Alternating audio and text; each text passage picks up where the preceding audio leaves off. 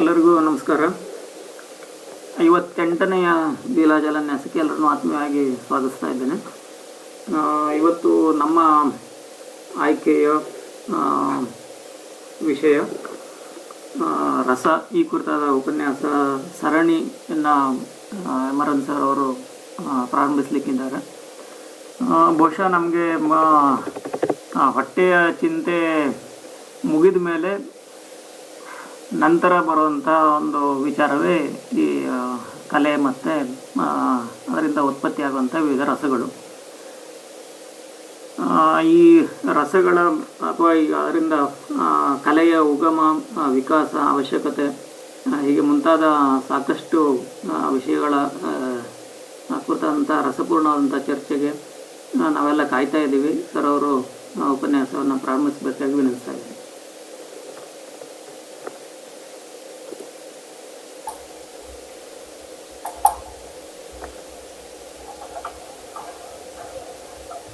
ಎಲ್ಲರಿಗೂ ಗೌರವಪೂರ್ವಕ ನಮಸ್ಕಾರ. ನಾನು ಮೂಲತಃ ರಸಾಯನಶಾಸ್ತ್ರ ವಿಭಾಗದವನೇ ಹೊರತು ಸಾಹಿತ್ಯದ ಅಧ್ಯಯನವನ್ನು ಸ್ವ ಇಚ್ಛೆಯಿಂದ ಮಾಡಿಕೊಂಡಿದ್ದಾದ್ರಿಂದ ಇದರಲ್ಲಿ ತಾವು ವಿಶೇಷವಾಗಿ ಏನಾದರೂ ವಿಭಿನ್ನ ಅಭಿಪ್ರಾಯಗಳಿದ್ರೆ ದಯಮಾಡಿ ತಿಳಿಸ್ಬೇಕು ಅಂತ ತಮ್ಮಲ್ಲಿ ಮನವಿ ಮಾಡ್ಕೋತೇನೆ. ಇದನ್ನ ನಾನು ಆಯ್ಕೆ ಮಾಡಿದ್ದು ಈ ವಿಷಯನ ಯಾಕೆ ಅಂತಂದ್ರೆ, ನಾವು ಈಚೆಗೆ ನಾಟಕ, ಚಲನಚಿತ್ರ ಅಥವಾ ಶಿಲ್ಪ ಎಲ್ಲವನ್ನು ನೋಡುವಾಗ ಆ ನೋಡುವ ಕ್ರಮದಲ್ಲಿ ಏನೋ ವ್ಯತ್ಯಾಸ ಇದೆ. ಭಾರತೀಯ ಚಿಂತನೆಯಲ್ಲಿರುವಂತಹ ಆಶ್ಚರ್ಯಗಳನ್ನೆಲ್ಲ ಪಕ್ಕಕ್ಕಿಟ್ಬಿಟ್ಟು ನಾವು ನೋಡ್ತಾ ಇದ್ದೀವೇನೋ ಅಂತ ಅನ್ನಿಸುವ ದೃಷ್ಟಿಯಿಂದ ಈ ವಿಷಯವನ್ನ ನಾನು ಆಯ್ಕೆ ಮಾಡಿಕೊಂಡೆ. ಇದು ಎಲ್ಲ ಕಾಲದಲ್ಲೂ ಈ ಅತೃಪ್ತಿ ಇದ್ದೇ ಇದೆ. ನಾವು ಏನನ್ನು ಹೇಳುವುದಕ್ಕೆ ಇಷ್ಟಪಡ್ತೇವೋ ಕೇಳಿಸ್ಕೊಂಡವ್ರು ಹೇಗೆ ಅರ್ಥ ಮಾಡ್ಕೋತಾರೋ ಅನ್ನೋ ಅನುಮಾನ ಸಾಮಾನ್ಯ ಸಂಭಾಷಣೆಯಲ್ಲೇ ಇದೆ.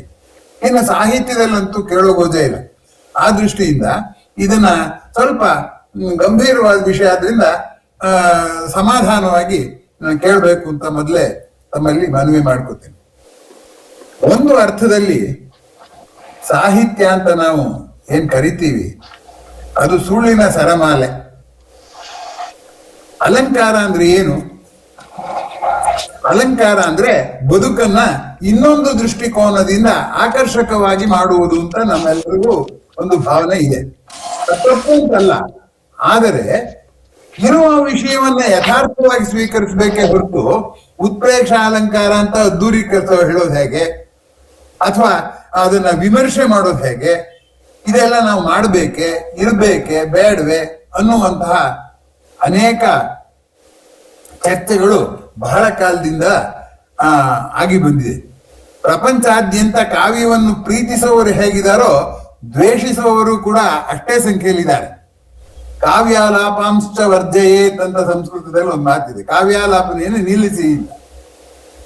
ಪ್ಲೇಟೋ ಹೇಳ್ತಾನೆ, ಕವಿಗಳನ್ನ ಗೌರವಿಸಿ, ಅವರು ತುಂಬಾ ಬೇರೆ ಬೇರೆ ವಿಷಯಗಳನ್ನ ಬೇರೆ ಬೇರೆ ದೃಷ್ಟಿಯಲ್ಲಿ ನೋಡ್ತಾರೆ, ಆದ್ರೆ ಅವ್ರ ಕಾವ್ಯ ಮಾತ್ರ ದೂರ ಇಡಿ ಅಂತ ಹೇಳುವ ಒಂದು ಅತಿರೇಕಕ್ಕೆ ಹೋಗಿರುವಂತಹ ಸಂದರ್ಭಗಳು ಉಂಟು. ಇಷ್ಟೆಲ್ಲ ಗೊಂದಲಕ್ಕೆ ಇದು ಯಾಕೆ ಕಾರಣವಾಯಿತು ಅನ್ನುವಂಥದ್ದನ್ನ ಇವತ್ತು ಪೀಠಿಕೆಯಾಗಿ ನಾನು ಕಾವ್ಯ ಉಗಮವಾಗುವ ರೀತಿಯ ಬಗ್ಗೆ ತಮ್ಮ ಮುಂದೆ ಸಾದರಪಡಿಸ್ತಾ ಹೋಗ್ತೇನೆ. ಆದ್ಮೇಲೆ ನಾವು ನಿತ್ಯದ ಬದುಕಿನ ಏಕತಾನತೆಯಿಂದ ಎಲ್ಲರೂ ಬೇಸತ್ತಿದ್ದೇವೆ. ಆ ಬದುಕನ್ನ ಇನ್ನೊಂದು ದೃಷ್ಟಿಯಲ್ಲಿ ನೋಡುವಷ್ಟು ನಮಗೆ ವ್ಯವಧಾನ ಇಲ್ಲ. ಆ ದೃಷ್ಟಿಯಿಂದ ಇನ್ಯಾರಾದ್ರೂ ನಾವು ಕಂಡ ಅನುಭವವನ್ನೇ ಇನ್ನೊಂದು ಮಗ್ಗುಲನ್ನ ತೋರಿಸುವ ವ್ಯಕ್ತಿಗಳು ಯಾರಾದ್ರೂ ಸಿಕ್ಕಿದ್ರೆ ಅದರಿಂದ ನಮ್ಗೆ ಅನುಕೂಲ ಆಗುತ್ತೆ ಅನ್ನುವ ಒಂದು ಕೊರತೆಯ ಅರಿವು ನಮ್ಗೆಲ್ಲರಿಗೂ ಇದೆ. ಟಾಲ್ಸ್ಟಾಯ್ ಅವರು ಹೇಳ್ತಾರೆ, ರಕ್ಷಣಾ ವೆಚ್ಚ ಬಿಟ್ರೆ, ಊಟದ ಅಗತ್ಯಕ್ಕೋಸ್ಕರ ನಾವು ಖರ್ಚು ಮಾಡೋದು, ರಕ್ಷಣಾ ವೆಚ್ಚ ಬಿಟ್ರೆ ಅತ್ಯಂತ ಹೆಚ್ಚು ಹಣವನ್ನು ನಾವು ವೆಚ್ಚ ಮಾಡೋದು ಈ ಕಲೆಗೆ ಅಂತ ಹೇಳ್ತಾರೆ ಅವರು. ನಮ್ಗೆ ತುಂಬಾ ವಿಚಿತ್ರವಾಗಿ ಕಾಣ್ಬೋದು. ನಾವು ಮಾಡೋ ಸಂಪಾದನೆಯಲ್ಲಿ ಒಬ್ಬ ವ್ಯಕ್ತಿ ಆಗ್ಲಿ ಅಥವಾ ಒಂದು ದೇಶದ ಆದಾಯದಲ್ಲಿ ಬಹಳ ವೆಚ್ಚ. ಇದನ್ನ ಬಿಟ್ಬಿಡಿ, ಯಾವುದು ರಕ್ಷಣೆಯನ್ನು ಬಿಟ್ಬಿಡಿ. ಇನ್ನು ಎರಡನೇ ಸ್ಥಾನ ಮನರಂಜನೆಗಿದೆ ಅಂತ ನಮ್ಗೆ ಅಂದಾಜೆ ಬಂದಿರೋದಿಲ್ಲ. ಟಾಲ್ಸ್ಟಾಯ್ ಅವರ ಆ ಲೇಖನ ಓದಾಗ ನಂಗೆ ತುಂಬಾ ಆಶ್ಚರ್ಯ ಆಯ್ತು. ಅದಲ್ಲೇ ನಮ್ಮ ಟಾಲ್ಸ್ಟಾಯ್ ಹೇಳಿದ್ರು ಅಂತ ಸತ್ಯ ಅಂತ ನಾನು ಹಾಗೆ ಹೇಳ್ತಿಲ್ಲ. ನಮ್ಮ ಅನುಭವನೇ ತಗೊಳ್ಳಿ. ನಾವು ಮೂಲ ಅಗತ್ಯಗಳಿಗಿಂತಲೂ ಹೆಚ್ಚಾಗಿ ಪ್ರತಿಯೊಂದನ್ನು ಅದ್ದೂರೀಕರಿಸೋದಕ್ಕೆ ನಮ್ಗೆ ಗೊತ್ತಿಲ್ಲ ಪ್ರಯತ್ನ ಪಡ್ತೀವಿ. ಈಗ ಉದಾಹರಣೆಗೆ ಹೊಟ್ಟೆ ತುಂಬಿಕೊಳ್ಳೋದಕ್ಕೆ ಏನು ಊಟ ಯಾವುದೋ ಒಂದು ತಿಂದ್ರೂ ಆಗುತ್ತೆ. DVG ಅವರು ಹೇಳೋ ಹಾಗೆ ರಾಗಿ ಮುದ್ದೆ ನೊಂದು ನಲಿದು ಬಾಳ್ವಾತಂಗೆ ಕಾಗೆ ಕದ್ದುಣುವ ಭಕ್ಷ್ಯವ ಕಂಡು ಕರುಬೆ ಅಂತ. ಈ ಭಕ್ಷ್ಯ ಅನ್ನೋದಿದೆಯಲ್ಲ, ಅದು ಊಟದ ಅಲಂಕರಣ. ಮನೆಗೆ ಕಟ್ಟಿಸ್ತೀವಿ, ಆ ಮನೆಗೆ ಇಂಟೀರಿಯರ್ ಡೆಕೋರೇಷನ್ ಅಂತ ಕರಿತೀವಲ್ಲ, ಅದು ಇನ್ನೊಂದು ರೀತಿಯಲ್ಲಿ ಅಲಂಕರಣವೇ. ಹೀಗಾಗಿ ಮನುಷ್ಯನಿಗೆ ಬದುಕು ಯಾಕೋ ಏಕತಾನತೆ ಅಂತ ಅನ್ಸೋದ್ರಿಂದ ಏನಾಗುತ್ತೆ, ಅವನ ಜೀವನದ ಕ್ರಮ ನಾವು ಗಮನಿಸಿದ್ರೆ ಈ ಒಂದು ರೀತಿಯಲ್ಲಿ ಅದ್ದೂರೀಕರಣ, ಇನ್ನೊಂದು ರೀತಿಯಲ್ಲಿ ಹೊಸತನವನ್ನು ಹುಡುಕಾಟ, ಏನಾದ್ರೂ ಮಾಡ್ಬೇಕು ಅನ್ನುವಂತ ಛಲ ಇದೆ. ಹೊಸ ಅಂಗಿ ಹಾಕೊಂಡ ಹಾಗೆ ಎಷ್ಟು ಸಂಭ್ರಮನೋ, ಇರುವ ನೋಟವನ್ನ ಹೊಸದೊಂದು ನಿರೂಪಣೆಯಲ್ಲಿ ಯಾರಾದ್ರೂ ಹೇಳಿದ್ರೆ ತಕ್ಷಣ ನಮ್ಗೆ ಚೆನ್ನಾಗಿದೆ ಅಂತ ಅನ್ಸುತ್ತೆ. ಬೆಳಕ ಬಟ್ಟೆಯ ಬಿಚ್ಚಿ ಬೆತ್ತಲೆ ಆಯಿತು ಕತ್ತಲೆ ಎಂದಾಗ ಬೆಳಕಿನಲ್ಲಿ ಎಲ್ಲವೂ ಕಾಣ್ತಿತ್ತು, ಕತ್ತಲೆ ಆಯ್ತು, ಏನು ಕಾಣ್ತಿಲ್ಲ. ಆ ಎಲ್ಲಾ ಕಾಣೋದನ್ನ ಬೆತ್ತಲೆ ಅನ್ಬೇಕು. ಆದ್ರೆ ಇಲ್ಲಿ ಇದೇನು ಹೇಳಿದ್ರಲ್ಲಿ ಮಾತಿನ ಚಮತ್ಕಾರ ಇದೆಯಲ್ಲ ಅಂತ ನಮ್ಗನ್ಸುತ್ತೆ. ಆದ್ದರಿಂದ ಉಕ್ತಿ ಚಮತ್ಕಾರ ಹೇಗೆ ಸಾಹಿತ್ಯವೋ ಹಾಗೆ ಜೀವನದ ಒಂದು ಮರುಸೃಷ್ಟಿ. ಅದಕ್ಕೇನೆ ಸರಸ್ವತಿಯನ್ನ ಅನುಸೃಷ್ಟಿ ಅಂತ ಅನುಸೃಷ್ಟಿ ಸರಸ್ವತಿ ಅನುಸೃಷ್ಟಿಯ ಸಂಕೇತ ಅಂತ ಹೇಳ್ತಾರೆ. ಬ್ರಹ್ಮ ಪ್ರಕೃತಿಯನ್ನು ಸೃಷ್ಟಿ ಮಾಡ್ದ. ಆ ಸೃಷ್ಟಿಯನ್ನು ನೋಡಿ ನಾವು ಅನುಸೃಷ್ಟಿ ಮಾಡಿ ನಮಗೆ ಬೇಕಾದಾಗ ಮಾಡೋಣ ಅಂತ. ಹೇಗೆ ನಿಸರ್ಗದಲ್ಲಿ ಸಿಗುವ ಕಚ್ಚಾ ಸಾಮಗ್ರಿಗಳನ್ನ ಗ್ರಾಹಕ ಸಾಮಗ್ರಿಯಾಗಿ ಮಾಡ್ಬೇಕಾದ್ರೆ ಮೆಟೀರಿಯಲ್ ಏನದು ರಿಫೈನ್ಮೆಂಟ್ ಅಂತ ಹೇಳ್ತೀವಲ್ಲ, ಹಾಗೆ ಇಲ್ಲಿ ಪರ್ಸ್ಪೆಕ್ಟಿವ್ ರಿಫೈನ್ಮೆಂಟ್, ದೃಷ್ಟಿಕೋನದ ಒಂದು ಏನು ಸಂಸ್ಕರಣ ಮಾಡುವಂಥದ್ದು ಇದೆಯಲ್ಲ, ಅದು ಇದು ಕಾವ್ಯ ಅಂತ ಅಥವಾ ಕಾವ್ಯ ಕಲೆ ಅಂತ ನಾವು ಭಾವಿಸಬಹುದೇನೋ. ಆದ್ದರಿಂದ ಈಗ ಒಬ್ಬ ಹೆಣ್ಮಗಳು ಅಲಂಕಾರ ಮಾಡ್ಕೋಬೇಕು ಅಂತ ಇಷ್ಟಪಡೋದು ಯಾಕೆ? ಯಾಕೆ ಅಲಂಕಾರ ಮಾಡ್ಕೋತಾಳು ಅಂದ್ರೆ, ಎರಡು, ಅಲಂಕಾರ ಆಕರ್ಷಿಸುತ್ತೆ ಅನ್ನೋ ಒಂದು ಆಕರ್ಷಣೆ. ಎರಡನೇದು, ಆ ಅಲಂಕಾರ ಆಕರ್ಷಿಸುವಷ್ಟು ಸಾಮರ್ಥ್ಯ ನನಗಿಲ್ಲ ಅನ್ನೋದು ಎರಡನೇದು. ಮೂರನೇದು, ಆ ಅಲಂಕಾರ ಮಾಡ್ಕೋಬೇಕು ಅನ್ನುವಂಥದ್ದು, ಮಾಡಿಕೊಂಡು ಆಕರ್ಷಕಗೊಳಿಸೋಕ್ ಸಾಧ್ಯ ಅನ್ನುವಂಥದ್ದು. ದಾರ್ಶನಿಕರು ಹೇಳ್ತಾರೆ, ಇದು ಆರೋಗ್ಯಕರವಲ್ಲದ ದೇಹ, ಅದನ್ನ ನಾವು ಆರೋಗ್ಯಕರ ಅಂತ ಅನ್ಕೊಂಡ್ ಭಾವಿಸ್ತೀವಲ್ಲ, ಅದು ಒಂದು ರೀತಿಯ ಜ್ಞಾನ. ಇದು ಸುಂದರವಲ್ಲದ ದೇಹ, ಇದನ್ನೇನಾದ್ರೂ ಮಾಡಿ ಸುಂದರ ಮಾಡ್ತೀವಿ ಅನ್ನೋದಿದೆಯಲ್ಲ, ಅದು ಒಂದು ರೀತಿಯ ಅವಿದ್ಯೆ ಅಂತ ಎಲ್ಲ ಹೇಳ್ತಾರೆ. ಈಗ ನಾವು ದಾರ್ಶನಿಕರನ್ನ ಸ್ವಲ್ಪ ಪಕ್ಕಕ್ಕಿಡೋಣ. ಈಗ ಇಲ್ಲಿ ನಾವು ಕಲೆ ಕಾವ್ಯವನ್ನು ಕುರಿತು ಮಾತಾಡ್ತಾ ಇರೋದ್ರಿಂದ ನಾನು ಈ ವಿಷಯವನ್ನ ಪ್ರಾಸ್ತಾವಿಕವಾಗಿ ಹೇಳಿದೆ ಅಷ್ಟೇ.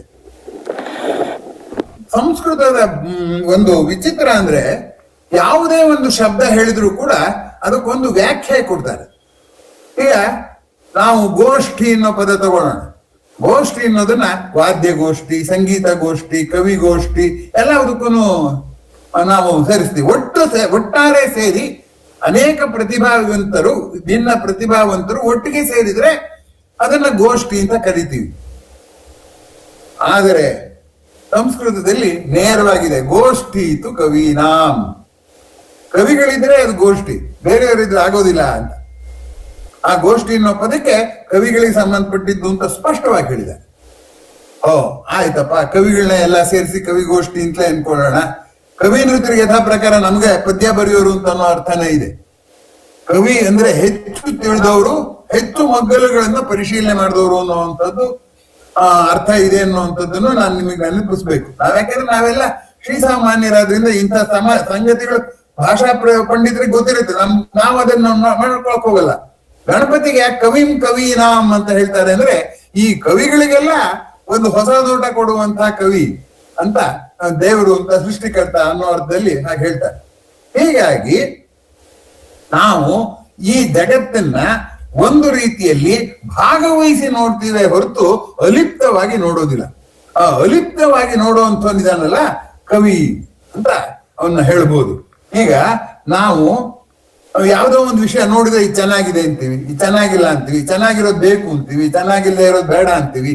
ಈ ರೀತಿಯಾಗಿ ನಾವು ಜೀವನವನ್ನ ನೋಡುವಾಗ ನಮ್ಮ ಬೇಕು ಬೇಡಗಳ ದೃಷ್ಟಿಯಲ್ಲಿ ನೋಡ್ತೇವೆ ಹೊರತು ತಟಸ್ಥವಾಗಿ ನಾವು ನೋಡುವುದಿಲ್ಲ. ಅದಕ್ಕೆ ಗಣಪತಿಯ ಇನ್ನೊಂದು ಹಾಡು ತುಂಬಾ ಜನಪ್ರಿಯವಾಗಿದೆಯಲ್ಲ, ಗುಣಾತೀತಾಯ ಗುಣಾಧ್ಯಕ್ಷಾಯ ಅಂತ ಇದೆ. ಅದರಲ್ಲಿ ಗುಣಾತೀತಾಯ, ಈ ಬೇಕು ಬೇಡಗಳನ್ನು ಪಕ್ಕಕ್ಕಿಟ್ಟು ಪ್ರಕೃತಿ ಲೀಲೆಯಾಗಿ, ಕೇವಲ ಪ್ರಕೃತಿಯ ಲೀಲೆಯಾಗಿ ನೋಡೋನ್ ಕಣ್ಣಿಗೆ ಜೀವನ ಹೇಗಿರುತ್ತೆ. ಅವನು ಗುಣಾತೀತನಾದವನಿಗೆ ಮಾತ್ರ ಅದ್ ಮಾಡಕ್ ಸಾಧ್ಯ. ಹಾಗೆ ಗುಣಾಧ್ಯಕ್ಷಾಯ, ಅಧಿ ಅಕ್ಷ ಅಂದ್ರೆ ಕಣ್ಣಲ್ಲಿ ನೋಡಿದ್ದನ್ನ ಮೀರಿ ಅದನ್ನ ಬೇರೆ ವಿಶಾಲವಾದ ಅರ್ಥದಲ್ಲಿ ನೋಡುವಂತ ಶಕ್ತಿ ಅಂತ ಅನ್ನುವಂಥದ್ದು ಗಣಪತಿಯ ಸ್ತೋತ್ರದಲ್ಲಿ ಬರುವಂಥದ್ದು.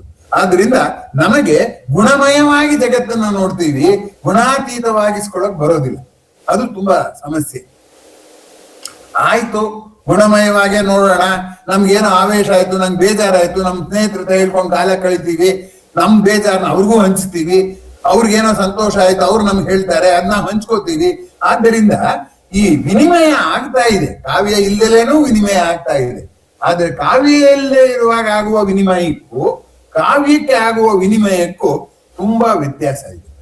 ಆ ವ್ಯತ್ಯಾಸದ ಅಗತ್ಯ ಇದೆ ಅನ್ನುವಂಥದ್ದನ್ನ ನಾವು ಇವಾಗ ಅರ್ಥ ಮಾಡ್ಕೊಂಡು ಮುಂದಕ್ಕೆ ಹೋಗ್ಬೇಕಾಗಿದೆ. ಈಗ ನೋಡಿ, ಕವಿಯನ್ನು ಹಾಗೆ ಕಾವ್ಯ ಅನ್ನಕ್ಕೆ ಗೋಷ್ಠಿತು ಕವಿ ನಾಮದಲ್ಲ, ಕವಿ ಅಂದ್ರೆ ಯಾರು? ಕವಿ ಅಂದ್ರೆ ಯಾರು? ಅದ್ ನಂಗೆ ಶ್ಲೋಕ ಮರ್ತೋಗಿದೆ, ನಾನು ಸಂಸ್ಕೃತ ಓದೋನಲ್ಲ, ಇದನ್ನ ಅಧ್ಯಯನದ ದೃಷ್ಟಿಯಿಂದ ಅನುವಾದ ಇಟ್ಕೊಂಡು ಓದಿರೋದ್ರಿಂದ ನಾನು ಶ್ಲೋಕನ ಉದ್ಧರಿಸಲಾರೆ. ಆದ್ರೆ ಅದರ ಆಶಯ ಹೀಗೆ ಹೇಳುತ್ತೆ, ಅತ್ಯಂತ ಚಂಚಲವಾದ ಮನಸ್ಸನ್ನು, ತನ್ನ ಆವೇಶ ಏನಿದೆಯೋ ಆ ಆವೇಶವನ್ನು ಬೇರೆಯವರಲ್ಲೂ ಬಹಳ ಕಾಲ ಉಳಿಸುವಂತೆ ಮಾಡುವಂತವನು ಕವಿ ಅಂತ. ಯಾರದ್ದೋ ಮನಸ್ಸಿನಲ್ಲಿರೋ ಆವೇಶ ಅಲ್ಲ, ಯಾವುದೋ ಒಂದು ಅಭಿಪ್ರಾಯವನ್ನ ಅವನಲ್ಲೇ ಬಹಳ ಕಾಲ ಉಳಿಯೋ ಹಾಗೆ ಅವನೇ ಮಾಡ್ಕೋತಾನೆ, ಆ ತುಳಿ ಸಿಕ್ಕಾಕೊಂಡು. ಅದಲ್ಲ, ಅವನು ಯಾವ ಚಿತ್ತವೃತ್ತಿಯಲ್ಲಾರು ಇರ್ಲಿ, ನನ್ನ ಮನಸ್ಸಿನಲ್ಲಿ ಮೂಡುವ ಚಿತ್ತವೃತ್ತಿಯನ್ನ ಆ ವ್ಯಕ್ತಿಯಲ್ಲಿ ಚಿತ್ತವೃತ್ತಿ ಬರೋ ಹಾಗೆ ಮಾಡಿ ಅದನ್ನ ಬಹಳ ಕಾಲ ಉಳಿಸುವಂಥದ್ದು ಅಂತ. ಯಾಕೆಂದ್ರೆ ಮನಸ್ಸು ಅನ್ನೋದು ಅತ್ಯಂತ ಚಂಚಲವಾದ್ದು. ಏಕಾಗ್ರತೆ ಅನ್ನೋದು ಅಷ್ಟು ಸುಲಭ ಅಲ್ಲ ಬರೋದು. ಆ ಏಕಾಗ್ರತೆಯನ್ನ ಮಾತಿನ ಮೂಲಕ ಸಾಧಿಸಿದರೆ ಅದು ಸಾಹಿತ್ಯ, ಚಿತ್ರದ ಮೂಲಕ ಸಾಧಿಸಿದರೆ ಚಿತ್ರಕಲೆ, ಸಂಗೀತದ ಮೂಲಕ ಸಾಧಿಸಿದರೆ ಸಂಗೀತ ಕಲೆ. ಹೀಗೆ ಆ ದೃಷ್ಟಿಯಿಂದ ಚಂಚಲವಾದ ಮನಸ್ಸನ್ನು ಕಟ್ಟಿ ಹಾಕಬೇಕಾದರೆ ಬೇರೆಯವ್ರು ಮಾತಾಡಿದ ಹಾಗೆ ನಾವು ಮಾತಾಡಿದ್ರೆ ಏನಾಗುತ್ತೆ? ಅದಾಗಲ್ಲ, ಕಟ್ಟಿ ಹಾಕಕ್ಕಾಗಲ್ಲ. ಆ ದೃಷ್ಟಿಯಿಂದ ನಾವು ಆ ವಿದಿತವಾದದ್ದನ್ನ ವಿಶೇಷವಾಗಿ ನೋಡೋದೇ ಕಲೆ. ವಿದಿತವಾದದ್ದನ್ನ ವಿಶೇಷವಾಗಿ ನೋಡುವುದೇ ಕಲೆ ಅಂತ. ಆಮೇಲೆ ಕಲೆಯಾಗಿ ನೋಡೋದ್ರಲ್ಲಿ ಇನ್ನೇನು ಅನುಕೂಲ ಇದೆ ಅಂತ ಯೋಚನೆ ಮಾಡೋದಾದ್ರೆ, ನಾವು ಕಲಾತ್ಮಕವಾಗಿ ಯಾವುದನ್ನ ನೋಡ್ತೇವೋ, ಕಲಾತ್ಮಕವಾಗಿ ಯಾರಿಗೆ ನೋಡೋದಕ್ಕೆ ಅವಕಾಶ ಮಾಡಿಕೊಡ್ತೇವೋ ಅದನ್ನ ನಾವು ಜೋಪಾನಕ್ಕೆ ಇಟ್ಕೋತೀವಿ. ಈಗ ನನಗೆ ಗೊತ್ತಿರುವಂತ ಸಂಗತಿನೇ ಯಾರೋ ಒಬ್ಬ ಸ್ವಾರಸ್ಯಕರವಾದ ಗಾದೆಯಲ್ಲಿ ಹೇಳ್ಬಿಟ್ಟ ಅಂತ ಇಟ್ಕೊಳ್ಳೋಣ, ಆ ಗಾದೆ ನೆನ್ಪಿಟ್ಕೋತೀವಿ. ಯಾಕೆಂದ್ರೆ ಗಾದೆ ಕಾಲಾತೀತವಾದದ್ದು. ಆದ್ದರಿಂದ ಮನುಷ್ಯನ ಬದುಕು ನಶ್ವರವಾದರೂ ಕೂಡ ಹಿಂದಿನವರು ಈ ವಿಷಯದ ಬಗ್ಗೆ ಹೇಗೆ ಆಲೋಚನೆ ಮಾಡ್ತಿದ್ರು ಕುತೂಹಲ ಇರುತ್ತಲ್ಲ ಮನುಷ್ಯನಿಗೆ. ಯಾವುದನ್ನ ಅವನು ರಕ್ಷಣೆ ಮಾಡಿ ಮುಂದಿನ ತಲೆಮಾರಿನವ್ರಿಗೆ ಕೊಡ್ತಾನೆ? ಅವನು ಹಾಕೊಂಡಿರೋ ಹೊಸ ಅಂಗಿದನ್ನ ಎಲ್ರೂ ಹೀಗಂದ್ರು ಅನ್ನೋದನ್ನ ಬರೆದಿಟ್ರೆ ಯಾರು ನೋಡೋದಿಲ್ಲ. ಅದರಲ್ಲಿ ಸಾರ್ವತ್ರಿಕ ಅಂಶ ಇರ್ಬೇಕು. ಬರೇ ಸಾರ್ವತ್ರಿಕ ಅಂಶ ಇದ್ರೂ ಸಾಕಾಗೋದಿಲ್ಲ, ಸಾರ್ವಕಾಲಿಕ ಅಂಶ ಇರಬೇಕು, ಸಾರ್ವದೇಶಿಕ ಅಂಶ ಇರಬೇಕು. ಆದ್ದರಿಂದ ಒಂದು ರೀತಿಯಲ್ಲಿ ಕಲೆ ಅನ್ನೋದು ಮಾನವ ಅನುಭವದ ಉನ್ನತೀಕರಣ, ಸಬ್ಲಿಮೇಷನ್ ಅಂತ ಇಂಗ್ಲಿಷ್ ನಲ್ಲಿ ಕರೀತಾರಲ್ಲ, ಕರ್ಪೂರೀಕರಣ ಅಂತ ಕರೀತಾರಲ್ಲ, ಹಾಗೆ ಮಾನವ ಸ್ವಭಾವದ ಅಲ್ಲ, ಮಾನವ ಅನುಭವದ ಒಂದು ಅದ್ದೂರೀಕರಣ ಮಾಡಿ ಅದು ಮೇಲೇಳುವ ಹಾಗೆ ಮಾಡಿ ಅದರ ಉನ್ನತ ಸ್ಥಿತಿಗೆ ತೆಗೆದುಕೊಂಡು ಹೋದದ್ದೇ ಕಲೆ. ಜೀವನದ ಉನ್ನತೀಕರಣವೇ ಕಲೆ ಅನ್ನೋದು ಒಂದು. ಕಲೆ ಕಾಲಾತೀತವಾದದ್ದು, ದೇಶಾತೀತವಾದದ್ದು ಅನ್ನುವಂಥದ್ದು ಇನ್ನೊಂದು. ಮನುಷ್ಯನಿಗೆ ತಾನು ಶಾಂತ, ಫೈನೈಟ್, 6 ಅಡಿ ದೇಹ ಸಾಕಾಗಲ್ಲ ನಂಗೆ, ನನ್ನ ಮನಸ್ಸಿಗೆ ಆಗಿರೋ ಅನುಭವ ಸಾಕಾಗಲ್ಲ, ಎಲ್ಲರ ಅನುಭವನೂ ನಾವು ತಿಳ್ಕೋಬೇಕು ಅಂತ ಆಸೆ ಆಗುತ್ತೆ. ಶಾಂತದ ದೇಹ ಅನಂತದ ಕನಸನ್ನ ನಿರಂತರವಾಗಿ ಕಾಣುತ್ತೆ. ಆ ಅನಂತದ ಕಡೆಗೆ ನಮ್ಮನ್ನು ತೆರಳಬೇಕಲ್ಲ, ಶಾಂತದ ಅನುಭವದಿಂದ ಹೊರಟು ಅನಂತದ ಕಡೆಗೆ ನಾವು ಹೋಗ್ಬೇಕಲ್ಲ. ಆ ಹೋಗೋಕ್ ಅನುಕೂಲ ಮಾಡಿಕೊಡುವಂಥದ್ದು ಕಲೆ ಅಂತ ನಾನು ತಿಳ್ಕೊಂಡಿದ್ದೀನಿ.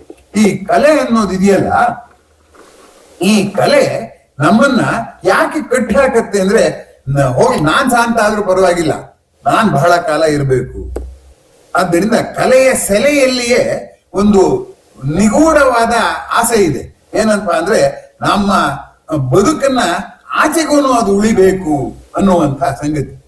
ಈಗ ತರಗತಿಗಳಲ್ಲಿ ಹೋದಾಗ ಹುಡುಗರು ಆ ಡೆಸ್ಕ್ ಮೇಲೆ ತಮ್ಮ ಹೆಸರನ್ನು ಕೆತ್ತುತ್ತಾ ಇದ್ರು, ಇನಿಷಿಯಲ್ ಕೆತ್ತುತ್ತಾ ಇದ್ರು. ಈಗ ಮಾಡಕ್ಕಾಗಲ್ಲ, ಈಗ ಯಾಕೆಂದ್ರೆ ಎಲ್ಲ ಸ್ಕೂಲ್ಗಳದ್ದು ಮೆಟಾಲಿಕ್ ಡೆಸ್ಕ್ ಇದೆ, ಅಲ್ಲೂ ಮಾಡಕ್ ಬಿಡಲ್ಲ ಅವರು, ಅವ್ರ ಹೆಸರು ಬರೀತಾರೆ, ಏನೋ ಮಾಡ್ತಾರೆ. ನಾನು ಈ ಶಾಲೆ ಬಿಟ್ಟು ಹೋದ ಮೇಲೂ ನನ್ನನ್ನ ಎಲ್ಲರೂ ಜ್ಞಾಪಿಸ್ಕೋಬೇಕು ಅಂತ ಅವರು ತಮ್ಮ ಅಧ್ಯಕ್ಷರ ಬರಿತಾ ಇದ್ರು. ನಮ್ ಕಾಲದಲ್ಲಿ ಮರದ್ದಿತ್ತಲ್ಲ, ಅದ್ರಲ್ಲಿ ಬಹಳ, ನಾನು ಎಷ್ಟು ಕಡೆ ಕಾಲೇಜ್ ಅಧ್ಯಾಪಕ, ನಾನು ಎಲ್ಲಾ ಡೆಸ್ಕ್ ಮೇಲೂ ಇದೆ. ಯಾಕೆ ಬರೀತಿದ್ರು ಅವರು? ಅವ್ರಿಗೆ ಏನು ಅಂದ್ರೆ, ನಾನು ಈ ಕಾಲೇಜ್ ಬಿಟ್ಟು ಹೋದ್ರು ಎಲ್ಲರೂ ನೋಡ್ಲಿ ಅಂತ. ಆಯ್ತು, ಬರ್ದೆ ಅಂತ ಇಟ್ಕೊಂಡ, ನನ್ನ ಇನಿಷಿಯಲ್ ಅಧ್ಯಕ್ಷರನ್ನೇ ಬರ್ದೆ, MRN ಅಂತ ಬರ್ದೆ. ಮುಂದಿನವ್ರು ಓದಿದ್ರೆ MRN ಅಂದ್ರೆ 3 ಅಕ್ಷರ ಅನ್ಕೋತಾರೆ, ಯಾರೋ ತಲಹರಟೆ ಕೂತ್ಕೊಂಡು ಇಲ್ಲಿ ಕೆತ್ತಿದ್ದಾನೆ ಅಂತ ಅನ್ಕೋತಾರೆ. MRN ಕಲ್ಪನೆ ಏನು ಬರೋಲ್ಲ. ಅಂದ್ರೇನು, ಅನಂತವನ್ನು ಸಾಧಿಸಲಾಗದಿದ್ದರೂ ಅನಂತದ ಕಡೆಗೆ ಹೋಗಬೇಕೆಂಬ ಹಂಬಲ ನಮ್ಮನ್ನು ಬಿಟ್ಟು ಹೋಗೋದಿಲ್ಲ. ಆ ಹಂಬಲವೇ ಕಲೆಯ ಸೆಲೆ ಅಂತ ನಾನು ತಿಳ್ಕೊಂಡಿದ್ದೀನಿ. ಇನ್ನೊಂದು ಅಂಶ ಕಲೆಗೆ ಸಂಬಂಧಪಟ್ಟ ಹಾಗೆ ನಾನು ಹೇಳ್ಬೇಕಾಗಿದೆ. ಏನಪ್ಪಾ ಅಂದ್ರೆ, ನಾನು ವೈಯಕ್ತಿಕ ಅನುಭವವನ್ನ ಎಲ್ಲರ ಜೊತೆಯಲ್ಲಿ ಹಾಗೆಯೇ ಹಂಚಿಕೊಳ್ಳಲು ಸಾಧ್ಯವಿಲ್ಲ. ಈಗ ನಾನೊಂದು ತುಂಬಾ ಸವಿಯಾಗಿರುವಂತ ಮಾವಿನ ಹಣ್ಣು ತಿಂದೆ ಅಂತ ನಾನು 1 ಗಂಟೆ ಮಾವಿನ ಹಣ್ಣು ತಿಂದೆ, ಮಾವಿನ ಹಣ್ಣಿನ ಬಗ್ಗೆ ಮಾತಾಡಿದ್ರೆ ನೀವ್ ಎದ್ದು ಹೋಗ್ತೀರ. ಯಾಕೆಂದ್ರೆ ನೀವ್ ಆ ಹಣ್ಣು ತಿನ್ನಕ್ಕಾಗಲ್ಲ. ಆ ತಂದಿದ್ದನ್ನ ನಾನು ಎಷ್ಟೇ ಶಬ್ದಗಳಲ್ಲಿ ವಿವರಿಸಿದ್ರು ಕೂಡ ಅದು ತಲುಪಲ್ಲ. ಹಾಗಾಗಿ ಹಂಚಿಕೊಳ್ಳೋದಕ್ಕೆ, ವಿನಿಮಯ ಮಾಡಿಕೊಳ್ಳೋದಕ್ಕೆ ಯೋಗ್ಯವಾಗಿ ಇಲ್ಲ ನಮ್ಮ ಅನುಭವ. ಆದ್ರೂ ನಾವೇನ್ ಮಾಡ್ತೀವಿ, ಅನುಭವನ ಹಾಗೆ ವಿನಿಮಯ ಮಾಡ್ಕೋತಾ ಹೋಗ್ತೀವಿ. ಯಾಕೆಂದ್ರೆ ಸುಮ್ಮನಿರೋದಕ್ಕಿಂತ ವಾಸಿಯಿಂದ. ಇಂಗ್ಲಿಷ್ ನಲ್ಲಿ ಒಂದು ಗಾದೆ ಇದೆ, no experience is complete unless it is shared ಅಂತ. ಹಂಚಿಕೊಳ್ಳದೆ ಹೋದರೆ ಆ ಅನುಭವ ಅಪೂರ್ಣ. ನಾನು ಅನುಭವಿಸಿದಾಗ ಆದ ಸಂತೋಷಕ್ಕೂ ಮಿಗಿಲಾಗಿ ಹೆಚ್ಚು ಜನರ ಜೊತೆಯಲ್ಲಿ ಹಂಚಿಕೊಂಡಾಗ ಆ ಸಂತೋಷ ಮತ್ತಷ್ಟು ಮೇಲಕ್ಕೇರುತ್ತೆ ಅನ್ನೋದು ಎಲ್ರಿಗೂ ಅನುಭವ ಸಂಗತಿ. ನಮ್ಮ ಆವೇಶವನ್ನೇ ಹಂಚ್ಕೊಂಡು ನಾವು ಆವೇಶ ಕಡಿಮೆ ಮಾಡ್ಕೊಳ್ಳೋದಿಲ್ವೇ? ನಮ್ಗೆ ಇನ್ನೊಬ್ರ ಹೇಳುವಾಗ ಅದರಲ್ಲೂ ನೋಡಿ, ಇದನ್ನು ಸುಮ್ಮನೆ ಗಮನಿಸಿ. ಸಾಮಾನ್ಯ ಅನುಭವಗಳನ್ನ ಹಂಚ್ಕೊಳ್ಳೋದಕ್ಕಿಂತ ವಿಶೇಷವಾದ ಅನುಭವ ಹಂಚ್ಕೊಳ್ಳೋದಕ್ಕೆ ಎಷ್ಟು ಆತರ ಇರುತ್ತೆ ಅಂತ. ಊರಿನಲ್ಲಿ ಯಾರೋ ತೀರ್ಕೊಂಡ್ಬಿಟ್ರು ಅಂತ ಇಟ್ಕೊಳ್ಳೋಣ, ಚೆನ್ನಾಗಿದ್ರು, ಇದಕ್ಕಿದ್ ಹೇಗೆ ತೀರ್ಕೊಂಡ್ಬಿಟ್ರು ಅಂತ. ಆ ತೀರ್ಕೊಂಡ್ ಸುದ್ದಿನ ನಾವು ಊರಲ್ಲಿ ಇಲ್ಲೇ ಇರೋರು ಯಾರು ಊರಿಗೆ ಬಂದ್ರೆ ಮೊದಲು ಆ ವಿಷಯ ಮಾತಾಡ. ಹಾಗಾಗಿ ಈ ಹಂಚಿಕೊಳ್ಳುವ ಹುಚ್ಚು ಹುಟ್ಟಿನಿಂದಲೂ ನಮ್ಗಿದೆ. ಆದ್ರೆ ಹಂಚಿಕೊಳ್ಳುವ ಹಂತಕ್ಕೆ ಬರ್ಬೇಕಲ್ಲ. ಆ ಹಂತಕ್ಕೆ ಬಂದ್ರೆ, ಈಗ ಮಾವಿನಕಾಯಿ ತಂದು ಯಾರಿಗೋ ನೀವು ತಿನ್ನಿ ಕೊಟ್ರೆ ಯಾರು ತಿನ್ನಲ್ಲ. ಮಾವಿನಕಾಯಿ ಉಪ್ಪಿನಕಾಯಿ ಮಾಡ್ಬಿಟ್ಟು ಹಾಕಿದ್ರೆ ಆ ಮಾವಿನಕಾಯಿನ ಹುಳಿಯ ರಸ ನಮ್ಮ ಗಮನ ಸೆಳೆಯುತ್ತೆ. ಬರೇ ಮಾವಿನಕಾಯಲ್ಲಿ ಹುಳಿ ಇದೆ, ಅದು ಹಾಗೆ ತಿನ್ನೋದಕ್ಕೆ ಯಾರು ಇಷ್ಟಪಡಲ್ಲ.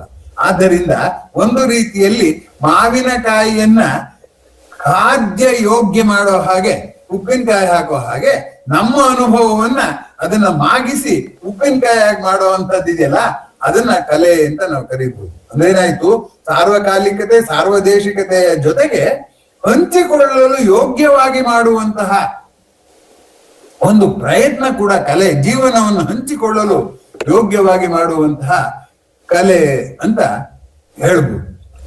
ಕಲೆಯನ್ನ ಇನ್ನೊಂದು ದೃಷ್ಟಿಯಿಂದ ನೋಡೋಣ.